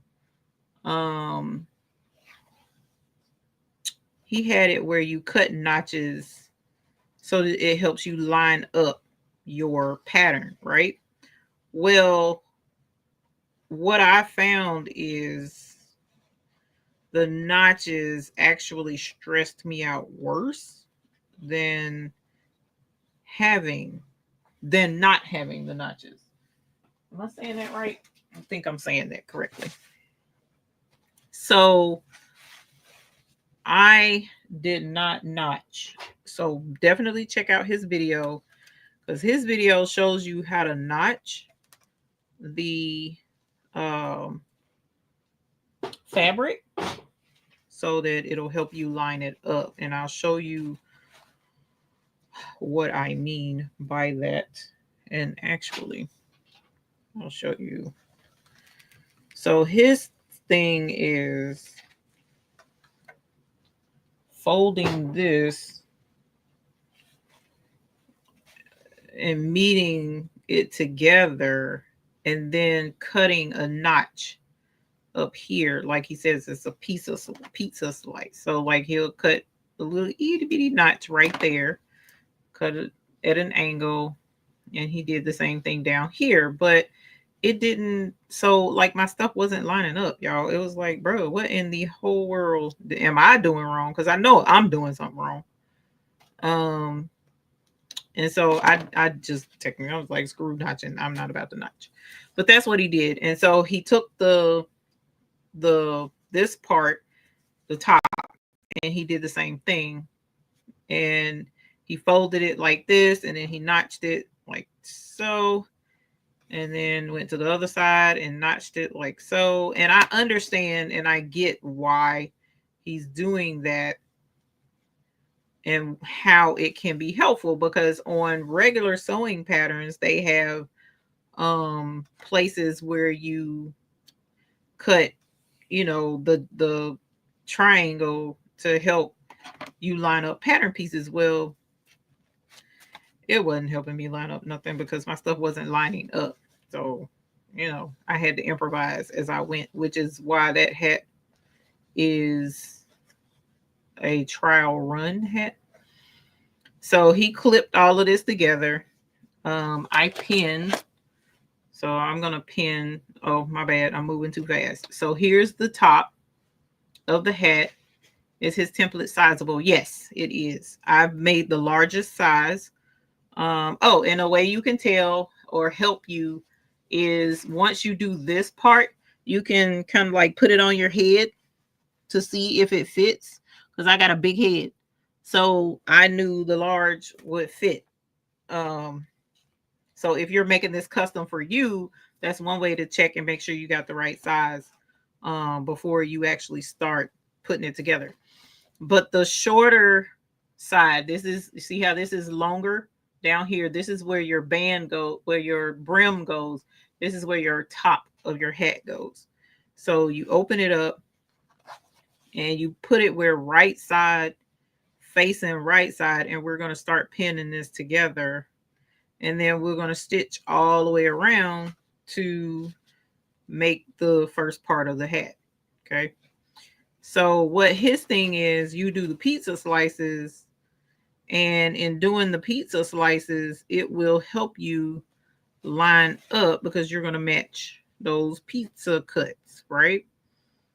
And it should, if I cut all of my pattern pieces out at the right size and I stitched with the 3/8 seam allowance, like he said, it should stitch and come together. It should. So what I was doing earlier, it was like I was struggling to get this thing to match up at first. And there was a reason for the first one, which is why I had to switch to his pattern, because the first pattern wasn't made to do what I was trying to get it to do.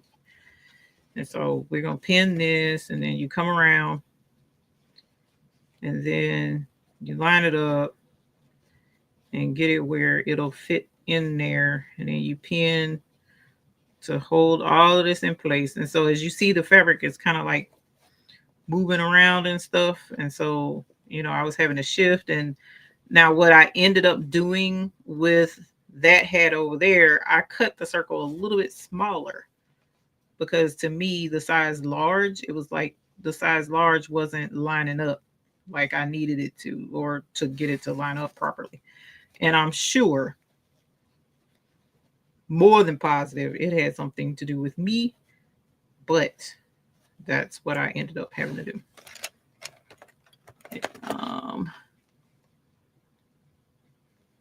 So, all right. So I have these 4. Would it be better to press something since it was curved? I missed that. I missed what that said. I apologize. Hopefully I'll come back around to it. I can't see I wasn't looking at the chat. All right, so I'm going to stitch all the way around. Let me grab my trackball and see what that comment said. Hey, Uni. Would it be better to press it on bag press surface since it's curved?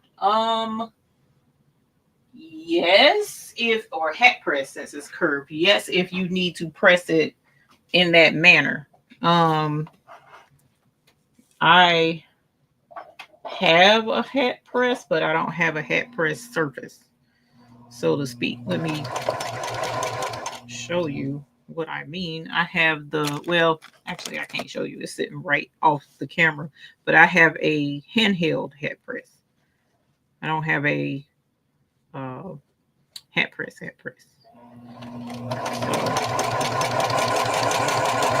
hopefully this is doing right. I really should have stitched this from hold on. Let me stitch this from the other angle because I need to be able to see the smaller side to try and get this. So I see how it's, I think a smaller circle would have worked better. But yeah, I'm gonna have to do it this way. I'm gonna go over time, y'all, my personal time. So I apologize in advance to anybody that I'm keeping longer than they want to be. And we can catch you on the flip side if you have to go. Sewing in a circle. When I'm sewing in a circle like that, I clip around the circle to fit the hat to the brim. It spreads out better. You clip around the circle to fit the hat brim. It spreads out better. So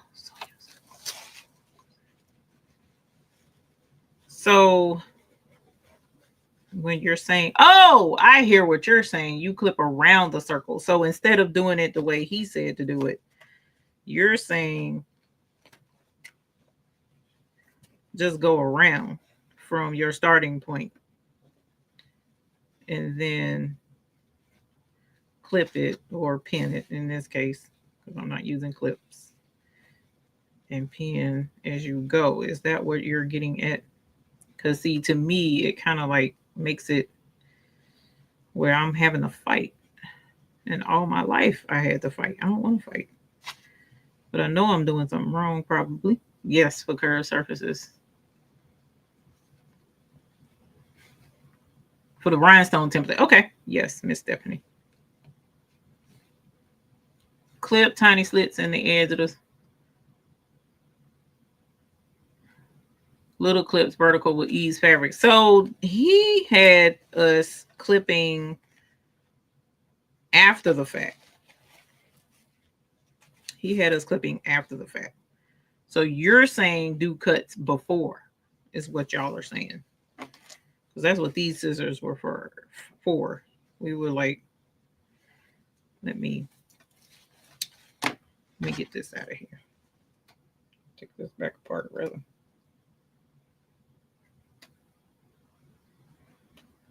See, this is why you have professionals in the chat, because I was fighting.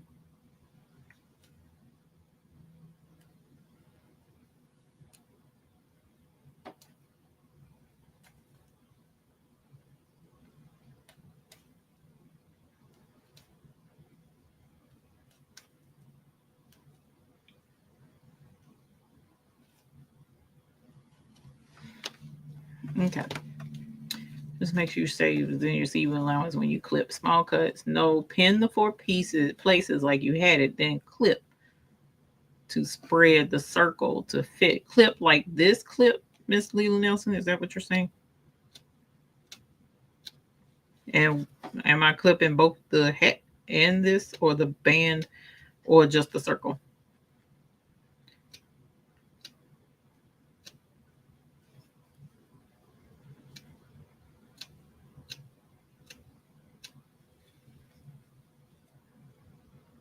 Okay, got you, Miss Stephanie. No worries.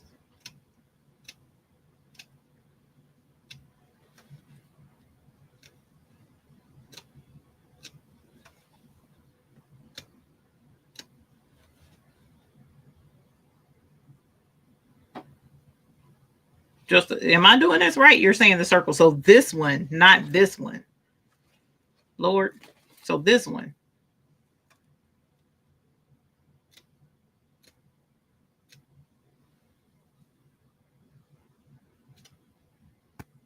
Now, what does it look like? My interfacing didn't press all the way on here. Not the band, the circle. Okay. Well, that's what happens when you don't know.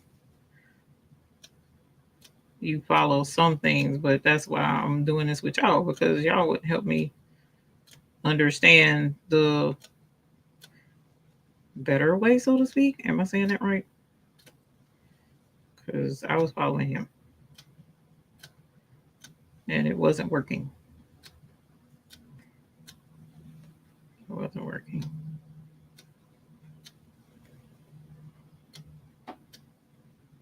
Okay.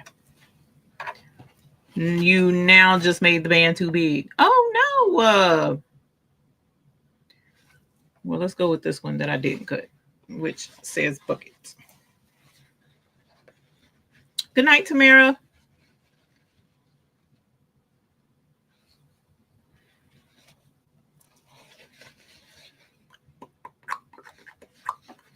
All right, y'all. Let's see.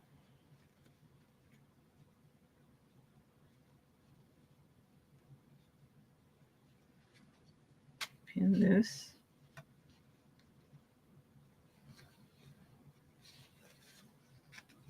Ain't the first time I screwed up, Janelle. It happens over here all of the time. So let's go here. And we'll go here.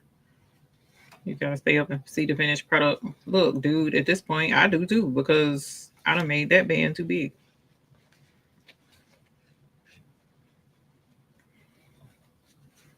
Apparently. Okay, there's the notch there. I don't know where the notch is here, but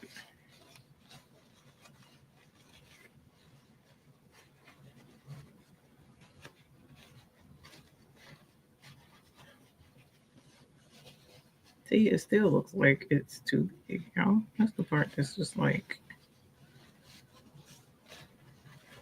that's why I said I made the circle smaller on the other one and got it to where it fits. See, there's like a divot there.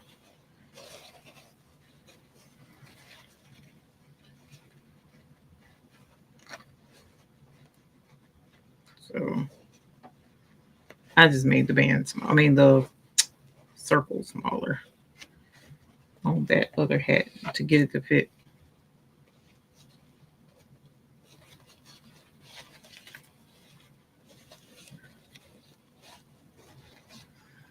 See?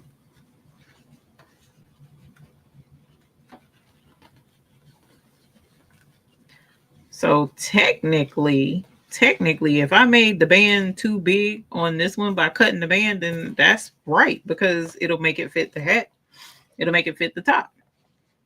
Because that's the problem. It's like this top doesn't sit well, which is why I had to cut the other one. Well, I didn't have to, but I cut the other one smaller so that it would fit and not make waves and wrinkles. So bigger on button. Feed dogs will help pin 4 corners first. That's what I'm doing. That's what I'm doing. So see, like here's the other corner.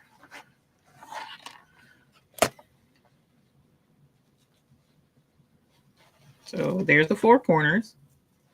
But then when you go to smooth it out in between, the four corners. It just is too big. See?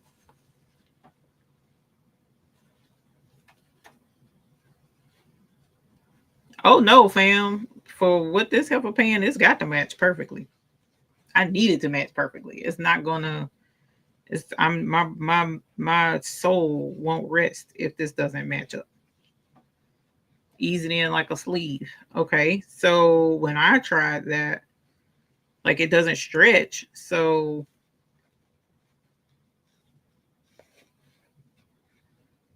like, what am I doing wrong? Let me see.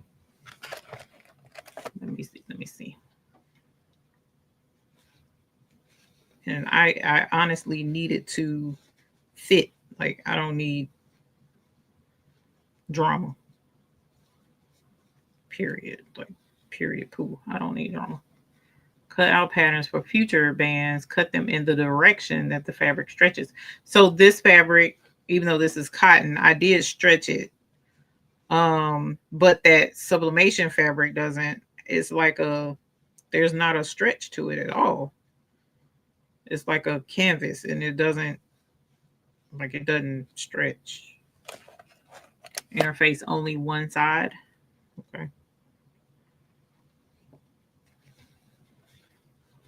So there's that. Hopefully that'll work.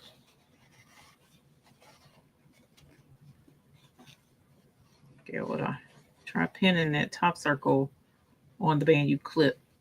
You clip the smaller of the two pieces. Yeah, because this is tyranny. I don't like the way that fits. Period. I just don't.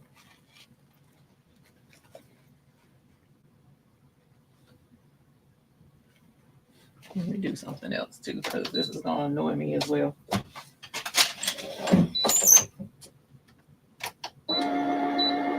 Because that interfacing was coming off that circle. I don't like that. Keep clipping. Interfaces fabric won't stretch. Yeah, I know it won't stretch. It wasn't stretching. I just still wasn't hot enough. FAVE. Okay.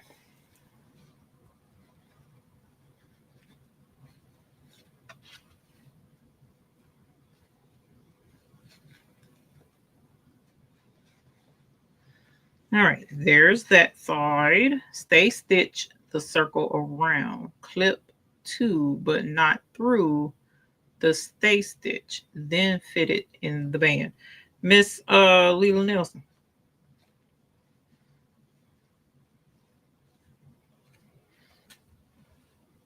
I'm gonna have to Google stay stitch.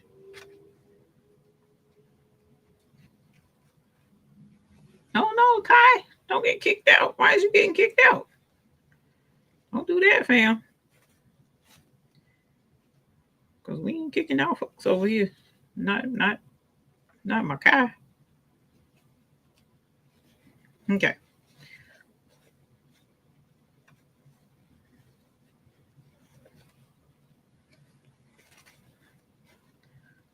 Well, that seems to be. Hold on. Oh, let me do the other side first. Let me do the other side first. The other side first. The other side first. There we go. Boop. It's like a placement stitch. Ew. Okay. I would make a stitch on the band and ease it into the top, being that yours is not fitting. Sometimes I have to do that when making my dresses for the girls. So I know what you're talking about. Because easing in the stitch makes sense now. It makes sense because you kind of like pull it to gather it in a way almost. You can also reduce seam allowance where the brim meets to get more room depending on the seam allowance. Jester, creative Jester, you a mess. You being messy, Jester. You being messy. So like if I flip it out this way, it's like it's going to come together, but when I flip it back in this way, it's like it's not.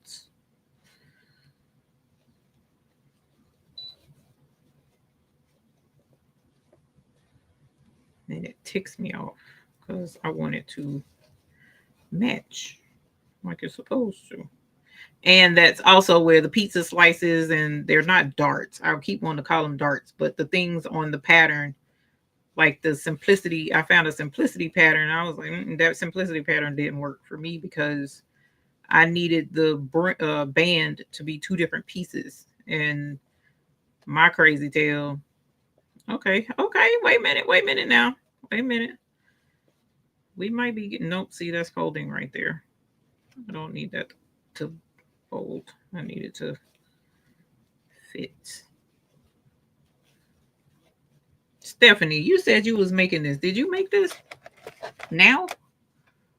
Clipping the circle helps to spread it to fit in. So the circle isn't the issue, Miss Leland Nelson. It's not the circle. The circle is too big, it feels like. That's what it feels like. It feels like the circle is too big. So on the hat that I showed y'all earlier, I cut that circle, one of the circles anyways, not both of them. I cut the circle smaller and was able to get it to line up like it was supposed to. And I didn't have any issues with that one. But it lined up. I mean, I don't know how else to say it. It lined up. If you flip it out like that, then sew it.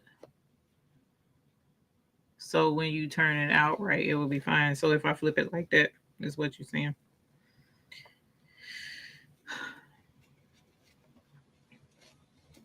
So yeah, this is.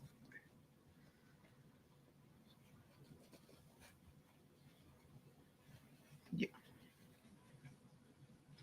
I'm about ready to just cut the circle. That's about where I'm at.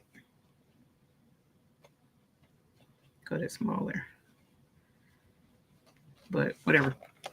You can add a few more clips where necessary to make it fit. I haven't made many of these. They are just finicky. Thanks a lot, Karen. That's not helping me. Put a gathering stitch in the circle to make it smaller. I just want the circle to flipping fit. Why can I not get it to just fit like it's supposed to? Why? Because you best believe if I was paying what I'm charging for these hats, I would want it to be flawless. Do you hear what I'm saying to you? I don't want to see nothing out of place. Not a stitch, not a nothing. See, I can get it to fit, but look at how far up that is to get it to fit. And when I move it down, now it's got wrinkles in it. Yeah, I'm just gonna, the next one, I'm gonna cut the circle smaller because this is ridiculous that I'm struggling. It shouldn't be.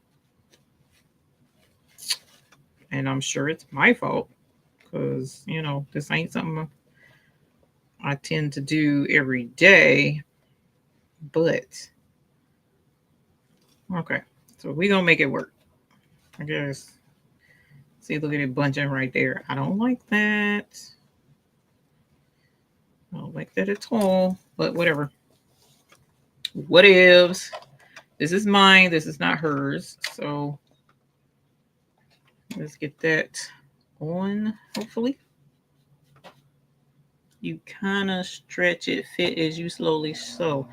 Yeah, but it wasn't, it's no stretch. That's like, this fabric don't stretch like that. Well, this fabric I haven't tried. The other fabric does not stretch like that. Like, not at all. And I probably should have made that rhinestone. Miss Stephanie, I'm going to make the rhinestones section smaller. Because it is giving almost hitting a needle. And I don't want nobody stitching through stones and breaking needles. You know what I'm saying? You know what I'm saying?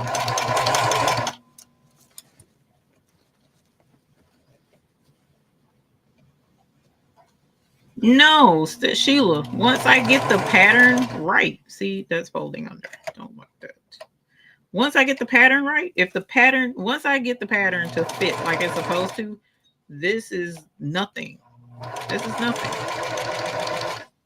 But this part, it's not fit. I got the band to fit just fine when I stitched it earlier. Not the band, the brim. The brim fit perfectly. This part of the hat is this part. It's this part. It ain't that part. It's this. I'm like, why? So I'm just gonna cut that circle down smaller. And you know, this is the only hard part. Yeah, this is and it's gonna have a stupid wrinkle right here, and I don't want that.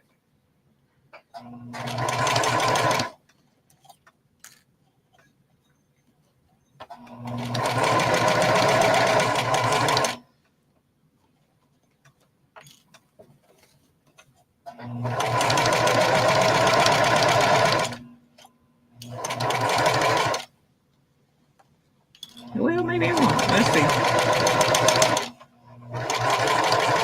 But yeah, Stephanie, I'm gonna make that. You talking about the parts not matching times 310? Yeah, no, we gonna make sure it match. Cause I'm no, ma'am.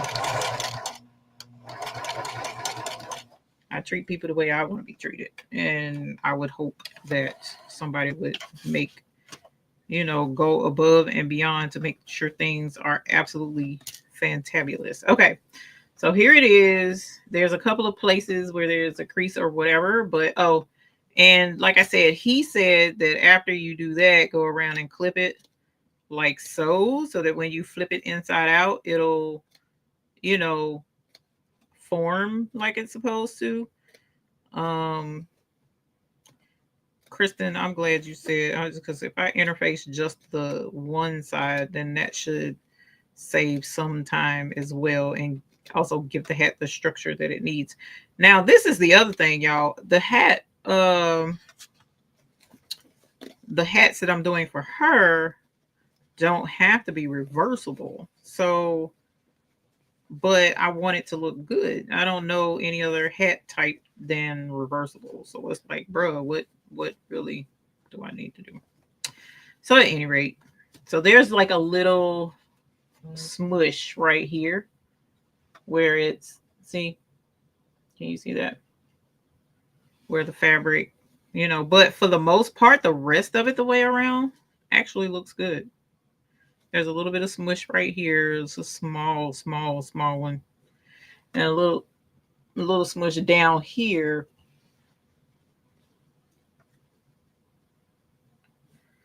Right, Sheila?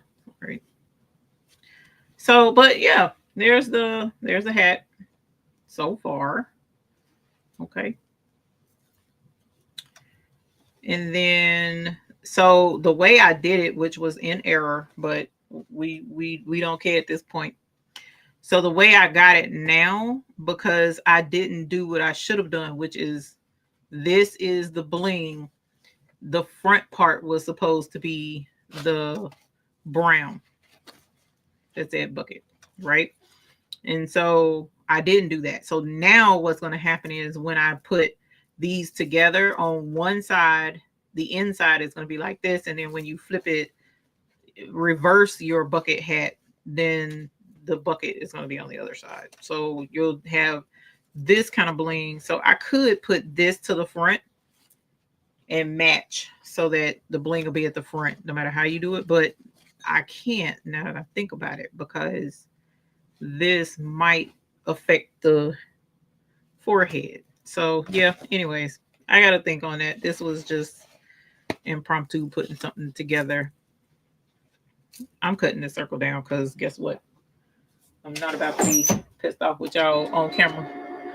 It's already past my cutoff time and I want to finish this hat, which after this part, after adding this thing, it shouldn't be too much more. It really shouldn't. But then again, I've said stuff like that before. And yeah. Oh, where's my skizzers? I don't know what I did with my scissors. This is, oh, there they are.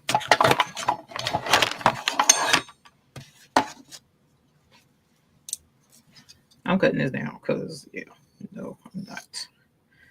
Not about to fight tonight.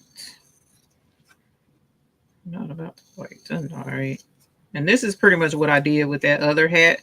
I just cut off roughly 1/4 of an inch from the other template. I mean, from the other circle.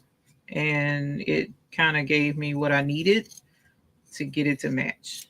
Now watch, because I'm live with y'all, it's going to make it entirely too small, because that's just how things go when we're live. It just makes you look real foolish when it don't even take all that. But at any rate, so I'm going to do the pizza slices just because, to help line it up and make sure that the 4 corners are marked. Okay. And then here's the other sandwich.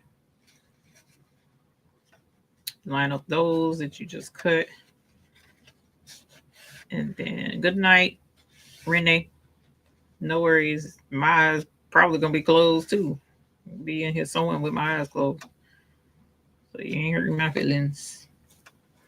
All right, and so here we go. So this goes to the inside. And this goes at one seam right here. And let's pin.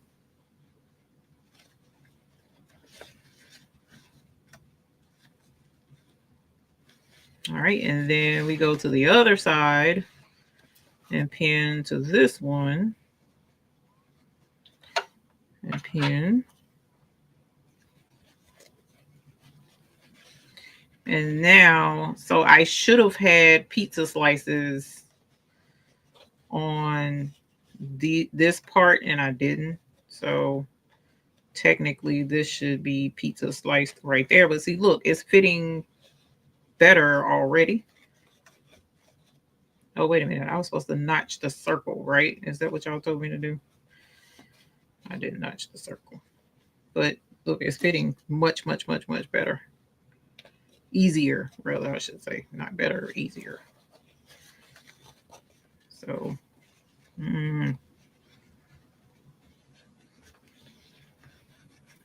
okay. Okay. So we're going to pin this one with no wrinkles. If it don't fit, make it fit. That's pretty much what I was doing. And yeah, is, you know, I don't like to sew, stress sew. And when I did the other one, so there's a little bit of bunch there, but I'm gonna pull it up some and see if we can't get that to come out, but I'm gonna pin it right there. And then likewise on this side. Let's get this going.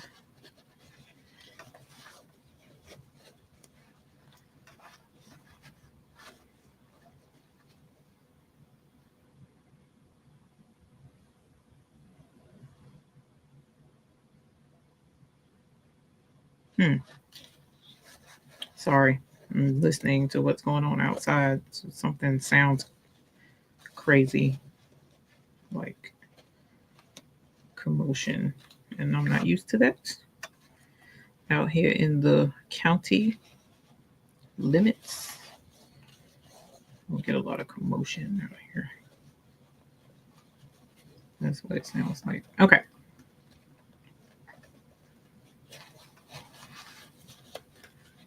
All right.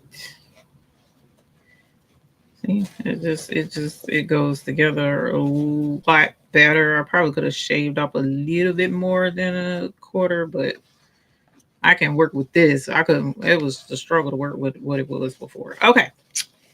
So now we're going to stitch this together, and we're going to, actually, let me do it this way because I need to be able to see. So let's grab that out of there.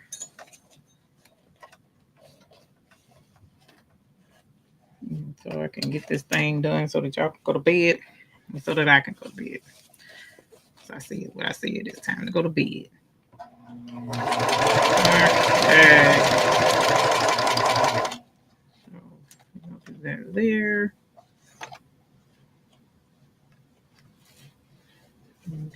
there.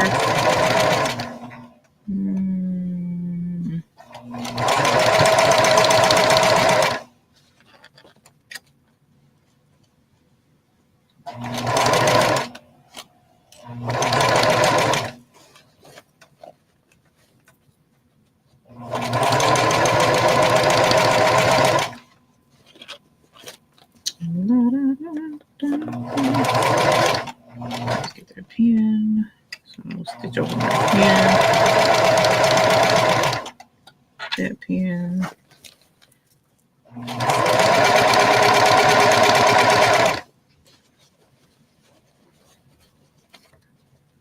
Yes, please don't forget to check out the Rhinestone Mechanic. Also, don't forget that tonight is the last night for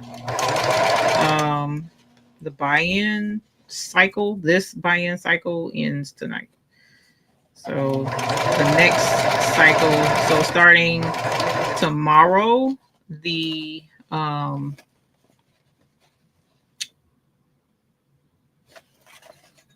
did that do what I think it did? Yes, because it did. Starting tomorrow, the whoa, that was way back there that it stopped. So my fabric shifted and I wasn't paying attention. Starting tomorrow, the next cycle lasts 30 days. So if you were trying to get in, then you might want to go ahead and snatch that right on up.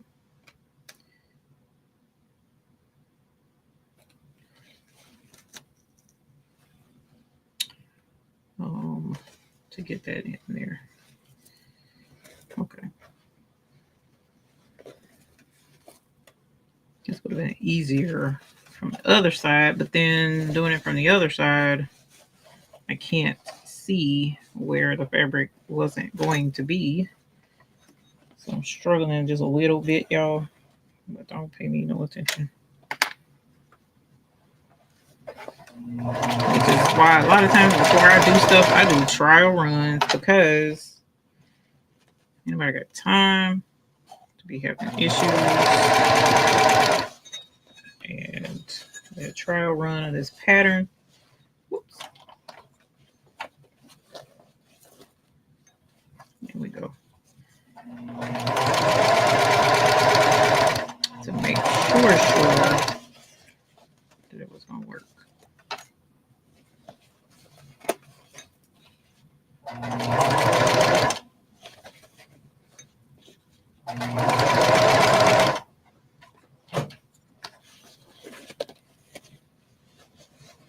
Go down to the home stretch. Okay, and now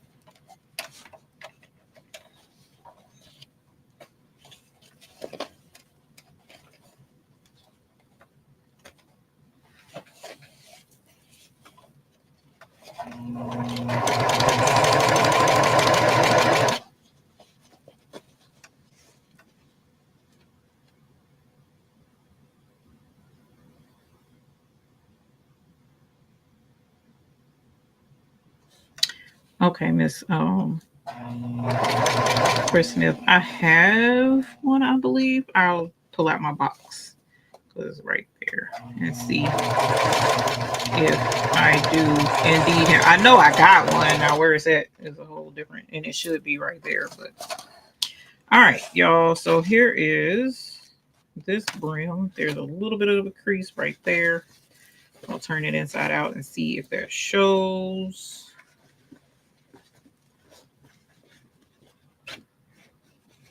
I do like the interfacing much better than not having interfacing. What happened here? Oh man, I stitched that in crooked. I caught the wrong thing, but it's no worries. I'll get it out in a sec. See, it's upside down. It's upside down.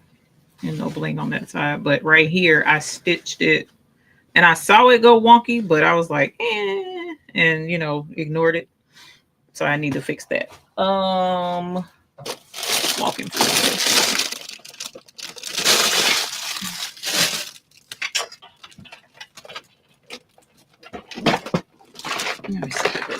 here. It is not in here.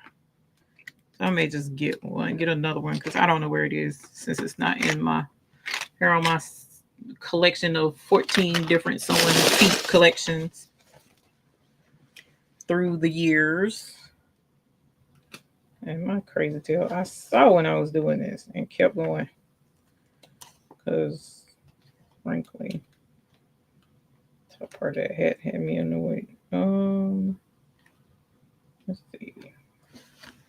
There we go. So I fix that. Y'all, Seam Ripper is like my best bud. We get along very well. Let me see. Is that going to work? Why is that not work? What was that noise? Y'all, you know it's getting late when I'm hearing stuff. All right, let's see. Let's see. Let's see. Let's see. Let's see. Let's see. Let's see. Let's see. Let's see. Yes. Okay, that's a little bit crazy. And it came apart, so let's stitch that back together. I thought I had it, but I thought it would be okay, but I'm going to fix this real quick because the stitches came loose.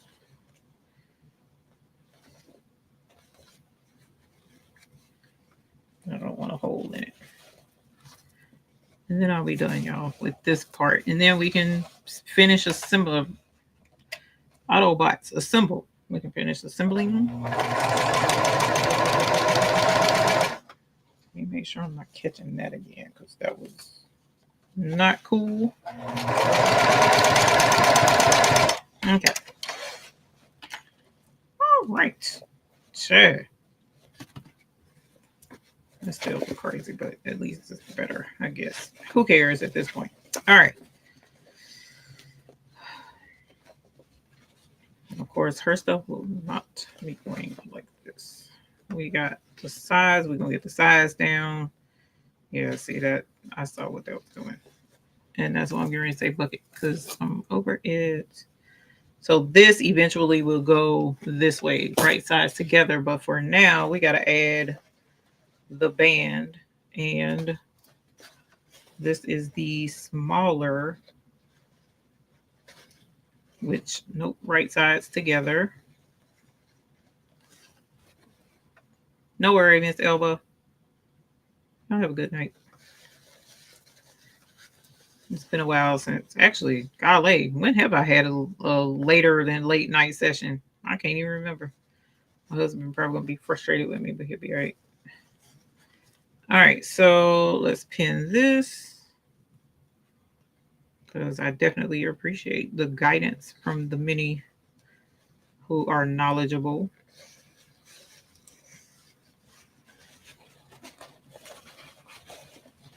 Because sometimes following some things on YouTube sometimes may not be the better thing to do.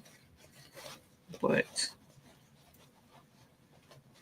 all right, right sides together, seams matching. And with the seams matching, then we go and we pin around like we did at the top. But this for me earlier was much easier.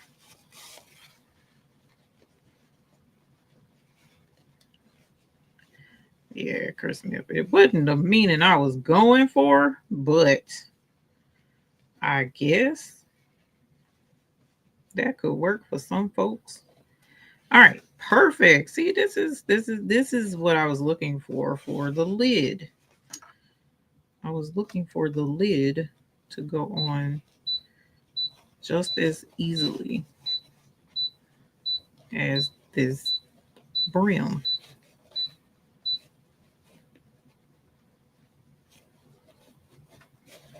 See, look at that. Look at this. Somebody come and look at this. Why was the brim playing with my emotions? There's a little bit of a thing there, but if I stretch, then that should work. And then that should work. So to save on time, and because I do see it is looking mighty spectacular, I'm going to go ahead and stitch this. This is the one of the inside outside type situation of the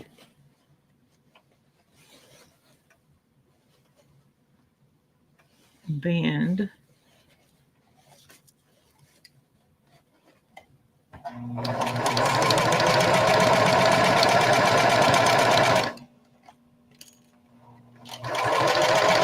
I keep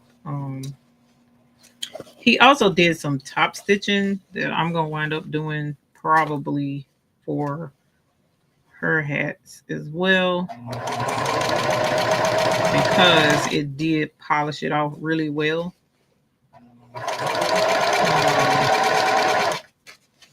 So there's that.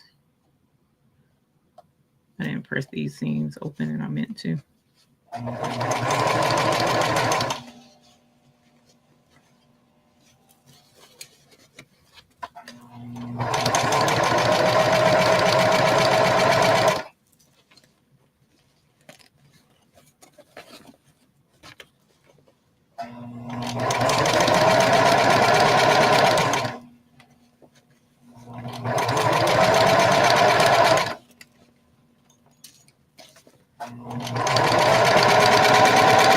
I'm going all over the place with this, and I can see it and I can feel it.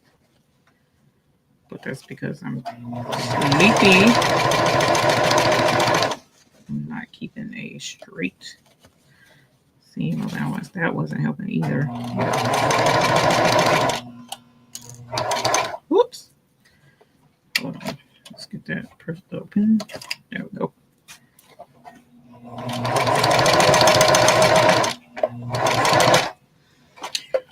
All right. There's the band. One of the bands. So see, we got a almost. See, that's almost a bucket hat by itself. Almost a bucket hat by itself.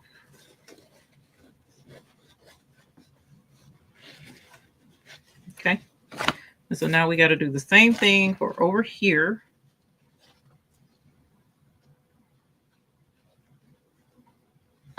Because it's in, oh my God, y'all. I look. Lord, I swear. That's because there is it's an event that they're hosting in Charlotte, Sheila. And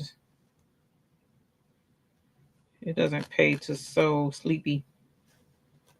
I swear it doesn't. It doesn't pay to slow when you're sleepy. It really doesn't. But it's an event. It's a something sports somewhere that they got going on. And I guess they're gonna look at hats. I am tired, Kai. I am. It's been a long day. It has been a very, very, very long day. But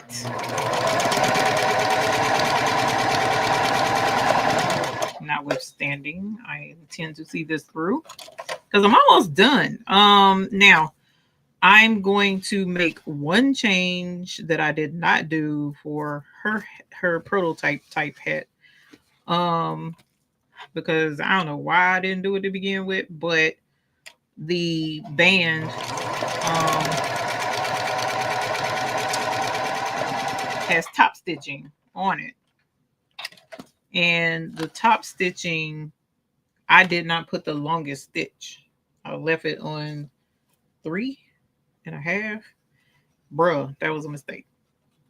Because it took forever to do that dang on top stitching on the band. So, we're not going to leave it on 3.5 this time. We're going to put it where it's supposed to be, and that's on the longest stitch. And on my machine, that's a 5.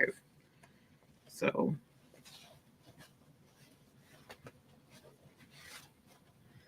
I'm glad you made it home. Hey, All the Way Realty Group. How you doing? Thank you for coming in. Coming to say howdy do. I'm running way late. I usually don't, usually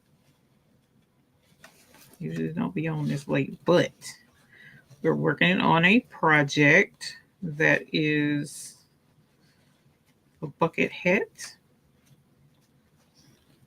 And I'm trying. There we go. Look at that. Oh my God. See, when it lines up, it just this makes me feel much better, much happier. Look at that.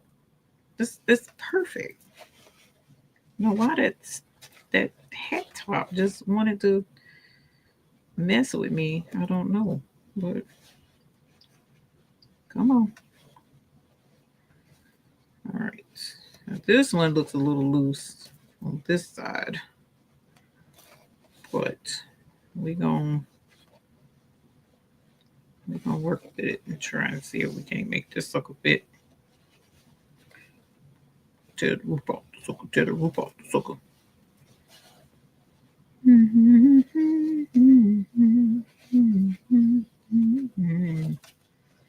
There's a whole lot of you going. We want funk. Gotta have the funk. Oh, let's see. All right, so I'm going to stitch this here way. Okay. All right. And then we're gonna get that on. And whoops. 3/8. Not whatever that was. All right.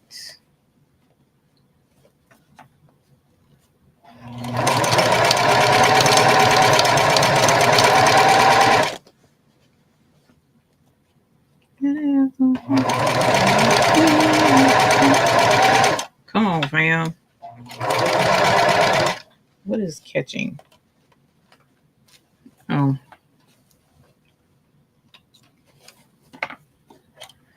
All right. Let's get you.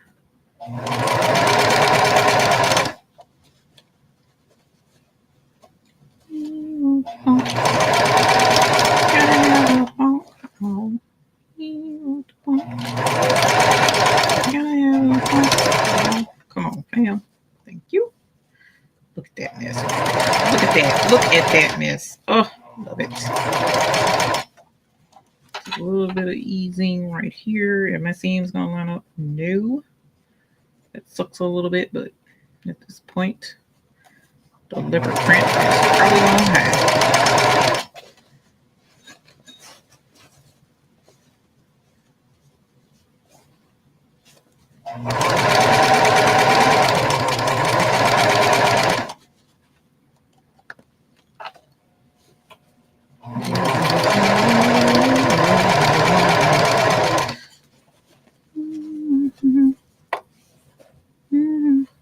Okay, so I did have a good bit of extra banding, which I saw that one side was a lot longer.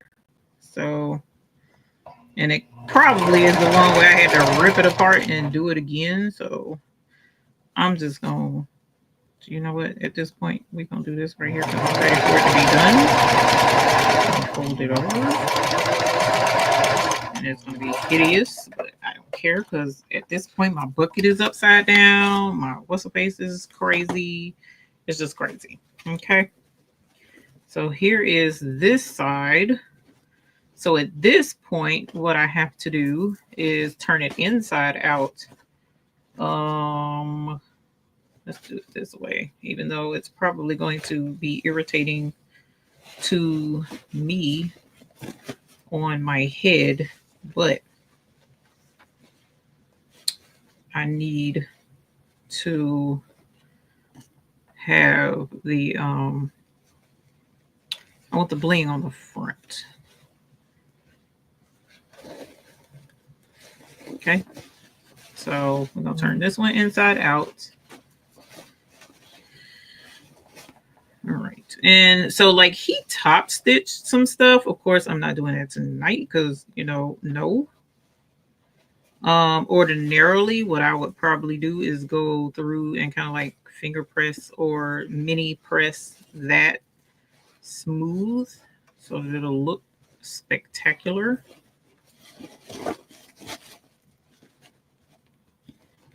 I'm lining up my seams so that, Lord willing, once we stitch this together, the seams will line up and look good. So I need to leave an opening for me to turn this inside out. And I'm going to leave an opening probably right here. Boop. He left a 5-inch opening. Sounds doable. I don't know what inch that is, but that's the opening I'm going to leave. And the rest I'm going to stitch completely closed. That looks great. That looks great. That feels great. Let's get this funk started. All right. And so now let me make sure this is right side to right side. And it is. Ooh. Yeah. And then I'm going to stitch this all the way around. Simple straight stitch. So all I did was invert the hat and put one side in the other side. Right side facing, so that once I'm done stitching, I can turn it inside out and have an almost done hat. Almost done bucket hat. And technically it could be done if I didn't do the top stitching decoration stitch that, you know, is common with bucket hats. If I didn't do that, it would be done. But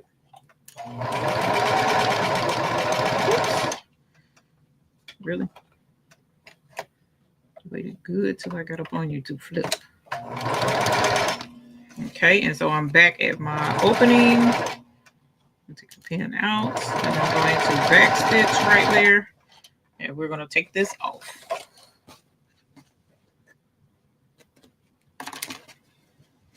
I need a curve in my words. Yeah, because I made it. So, you know, my stuff ain't perfect.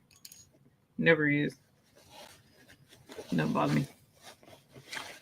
Pathfinder, you gonna make a couple of hats? Nice. Nice.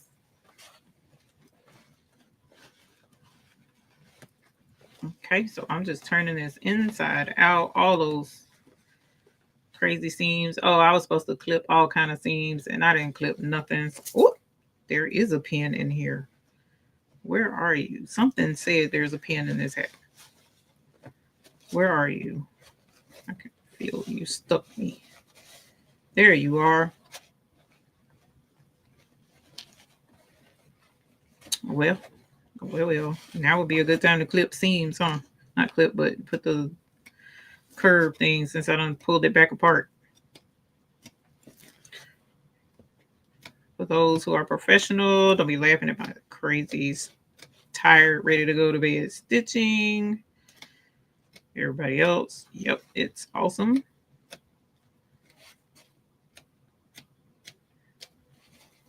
And all I'm doing is going around and clipping not into my stitching, because you don't want to clip into your stitching and cut your stitches. So I'm just like using these scissors that are kind of like short and nippy, and nipping at this area around like he did to give this some ease to allow it to curve once nicely and lay nice once we turn this inside out.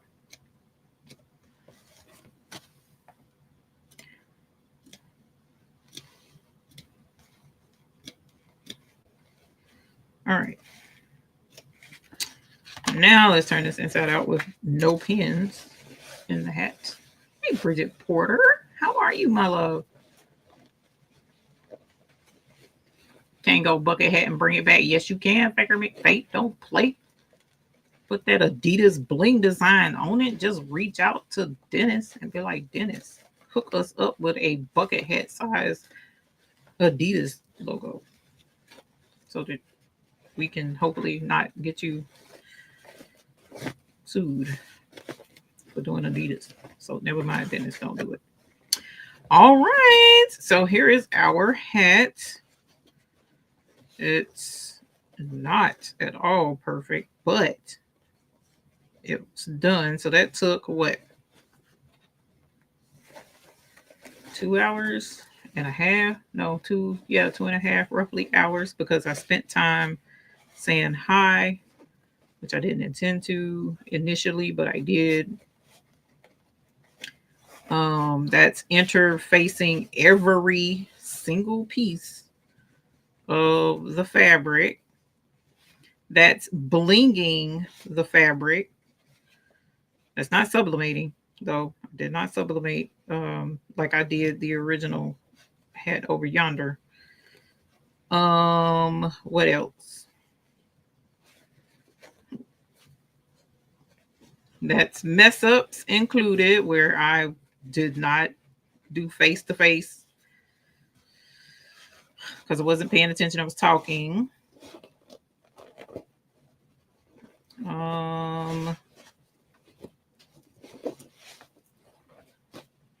What else?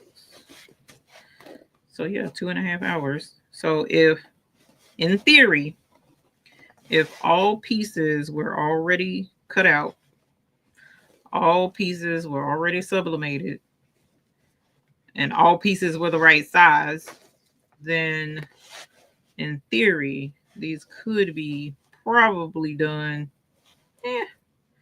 maybe about 30 minutes per hat. And of course, once you get rocking and rolling and you've done 2 or 3 or 4 or 10 or 20, then by number 100, you should be pretty fast at throwing these suckers together, as long as all of the pieces come together like they're supposed to. So here's the hat. This is one side. Oh, I see what you're saying. Yeah, it doesn't have a curve in it.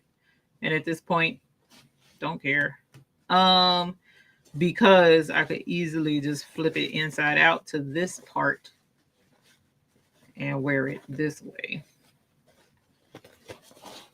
And no one would have to know that my words did not have a curve in them. So Stephanie, if you're still in here, all of that needs to be fixed.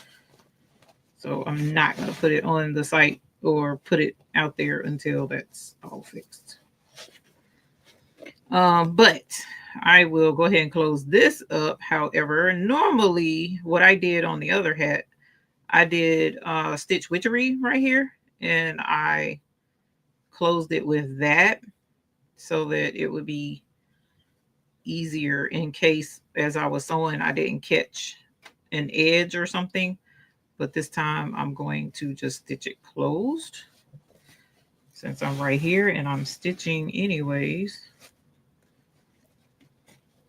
Oh, and I'm going to put it on the longest stitch so that it will do like it's supposed to. And I'm going to go all the way to the edge.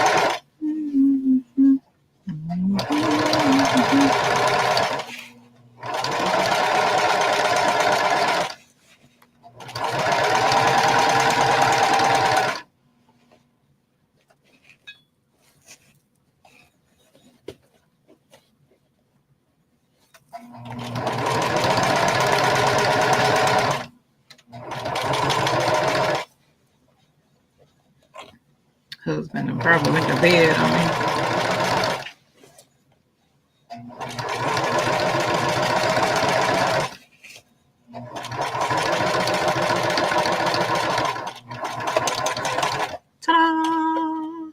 color.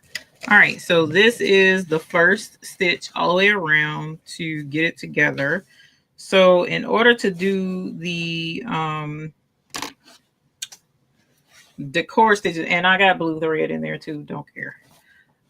So I would line my presser foot up beside this to get the rows of decorative stitches, and you can put however many rows of decorative stitches you want. I'm going to probably maybe do 4, and I'm going to space them out a good bit more than what I did earlier today. I had them suckers real close together, and I ain't got time for that tonight. But I do want at least a couple of rows put in here so that y'all can see what it looks like with the rows. Whoops. Going too fast. Slow it down, ma'am. You're supposed to slow it down in a curve. Speed limit is 35, not 45. Oops. See, going too fast. Now it's going to be spaced and looking real crazy, but don't necessarily care. All right. So here's this one. Here's this row. Oh God. And then the other thing that happened with that other hat today, I wound up getting loopy bird's nest like stitches on the underside. Y'all, when I tell you just about everything that could have went wrong while doing that test hat over there, I was like, you know what? So I had to rip out those stitches because I was determined to get it done today. So yeah, lots of fun, lots of fun. Come here, foot pedal. I don't want you way over there. All right, so it's spaced out a little bit more.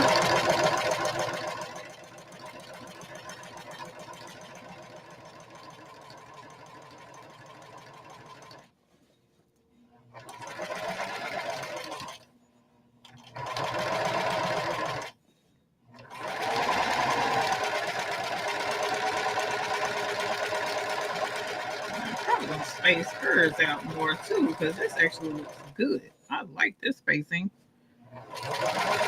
Spacing is like enough, and it looks great. I like it a lot, actually, much better than the one that I was using because that was tight. Okay, so this is with 3 rows so far. As you see, this part, goes fairly quickly. Just going all the way around the mulberry bush, the mulberry bush, the mulberry bush.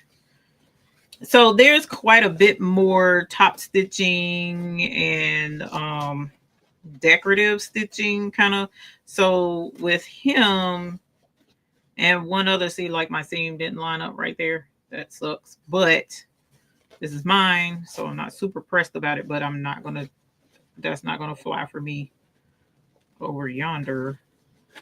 Oh, but there was some top stitching that he did that really brought, some pizzazz to the seams and to that other hat he did.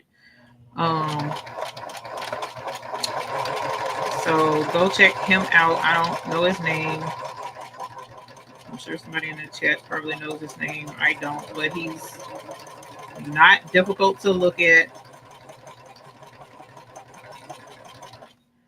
Him's a cutie pie, young, and he's sewing, making, trendy stuff for the young folks.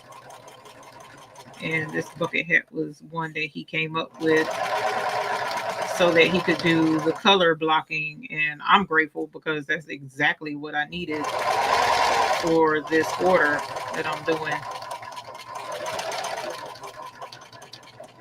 All right, y'all. So what's that? 1, 2, 3, 4 rows. That's where I'm going to stop. And here is my little bucket hat. Reversible. So in hindsight, or in additional sight, which I noticed this with that other hat over there. So it's cute and all, right? But I think I do like that top stitch that they put up here and down here to like further emphasize the brim and pull the hat together. Um, Glory Allen, thank you. Um, and I think that really brings this hat together better. So if I don't know if hers or if I were to do another one for myself, because I've never been a bucket hat wearer, so this is like new to me. But we blinged it before we stitched it together, and super cute. So like this is the front, and you turn it inside out, and you got another hat. Thank you, Diane. You got another hat, and thank you, Stacy. Oh, Stacy, the ice was nice. I love that touch with the ice cubes. That was super cute. Wasn't expecting that at all. So that was super cute, by the way. Um, I gotta fix his arm. I don't know how to fix it, but his little arm broke. But anyway, here is and I messed up right there because I was getting frustrated and tired. But yeah, I do need a curve in here. But there it is. So like you totally could, with this particular pattern, you totally could do all kind of cool stuff with making the panels different. That I do like about this design. So the seams lined up here. Look, the seams lined up here on this side of the hat. The seams are lined up, but on the inside, they're not lined up right there. It's crazy. It's crazy, crazy, craziness. Same bucket head dude. He had some great Buckethead dude. Shut up. I don't have to look him up. Not Buckethead. All right, I'm gonna bring this over so that y'all can see it in action. And then I'm going to go my behind to bed because it's gonna be Monday and I have to get her approval and get this party started. And I gotta go get since I'm talking about it and I got 10 minutes, why not? But I have I just put it on the same camera. I have my sublimation machine printer isn't big enough to make the sublimation panels to sublimate all the parts of the hat. And so um, the company in Charlotte that sells our rhinestones in the store, and she does DTF printing for me. She also does UV printing for me if I need it.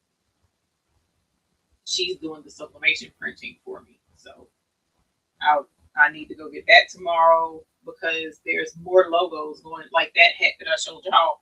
The logos aren't on the front of the hat. So I have two logos that go on the front of that hat in the white part. And so I need to get that, put it on there. You know what? Okay, come through book it hat. Okay. So this you can flip it up. If you flip it up, kind. Book it. Okay. Okay. I do like it. I do like it better with the interfacing. Definitely. I do like it with the interfacing. It's much stiffer. I would get that. Get that.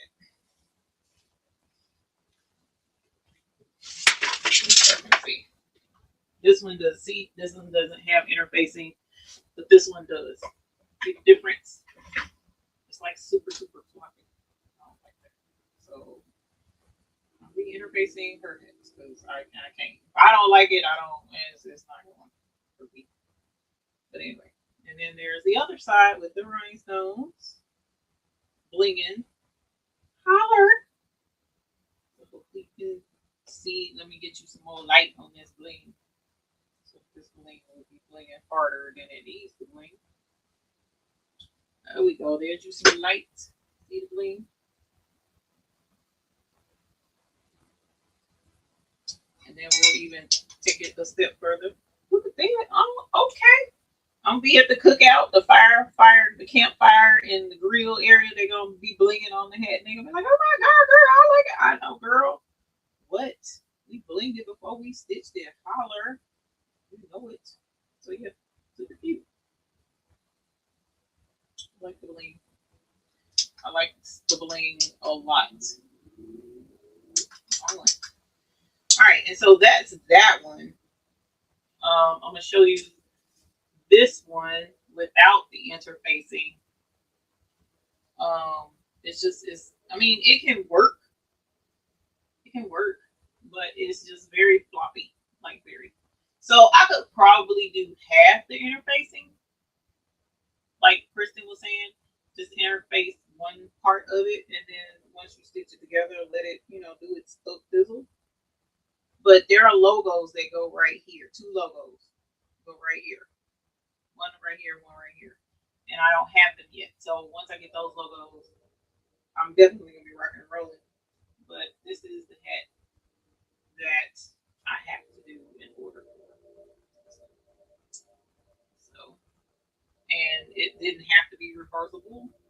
So I'm thinking instead of putting another, because I put a white panel on the inside, instead of putting another white panel, I'm just gonna leave it all blue, except for the one white panel, because it's, I guess, I don't know. I don't know what to do because she didn't ask for reversible. So I'm gonna look and see if I can find a non-reversible fucking hat. I guess. Do they make those? Is that a thing? Who knows? But yeah, see, look, I put 1, 2, 3, 4, 5, 6, 7 dang on rows on that, and that seemed too much, man. Whereas on this one, I did 4, and it looks good. Like that's a nice spacing, and it's got the hat brim stable. So once I get, my motion down and get everything down and get everything going, then I think we'll be good. I know we'll be good. I'm not worried about it at least a little bit. I just needed to get over this hump and learn about stay stitching and look at getting the interfacing, blah blah blah blah. All right, so thank you. Put some interfacing on. You need a purple bucket hat with a bling ducky on it. Girl, at this point, it is bringing through to the outside.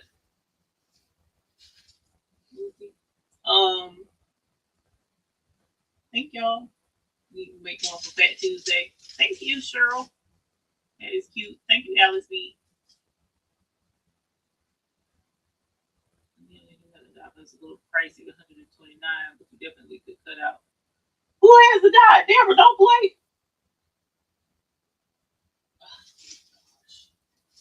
That's annoying. And then my room is junky. That's annoying because I'm having to fight stuff all over the place to get stuff done.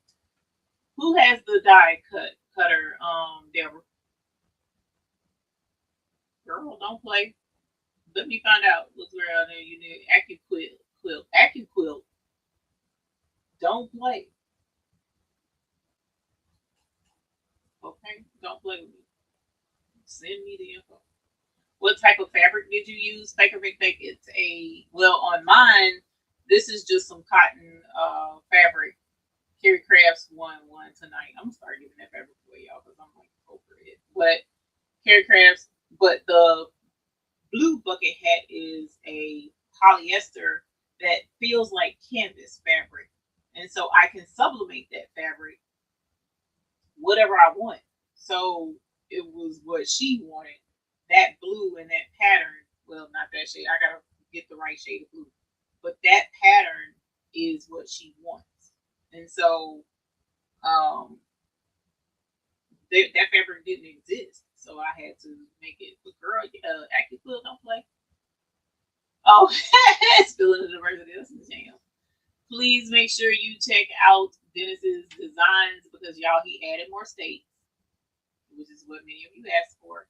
and he's got some really cute designs in there. So definitely go get your designs. I have a bucket hat pattern by Quick Stove in the 80s.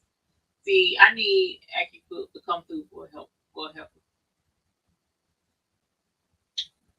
Yes, Sheila Cushberry. All of the hats are going to be done the exact same way.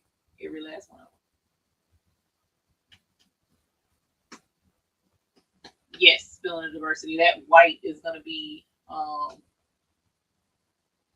with some interfacing on some fabric and test out cutting it with your graph tech. I remember asking Justin years ago if his USA cutter would cut fabric, and he said it would. Okay, I will. Definitely interfacing with the body.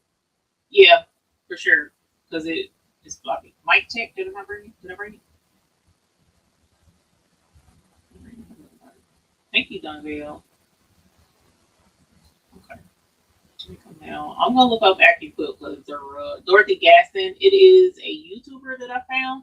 I forgot his name again because it's late and I'm tired. But the link is in the description below to his YouTube video for that bucket hat and his pattern on Etsy, so that you can print it out at home.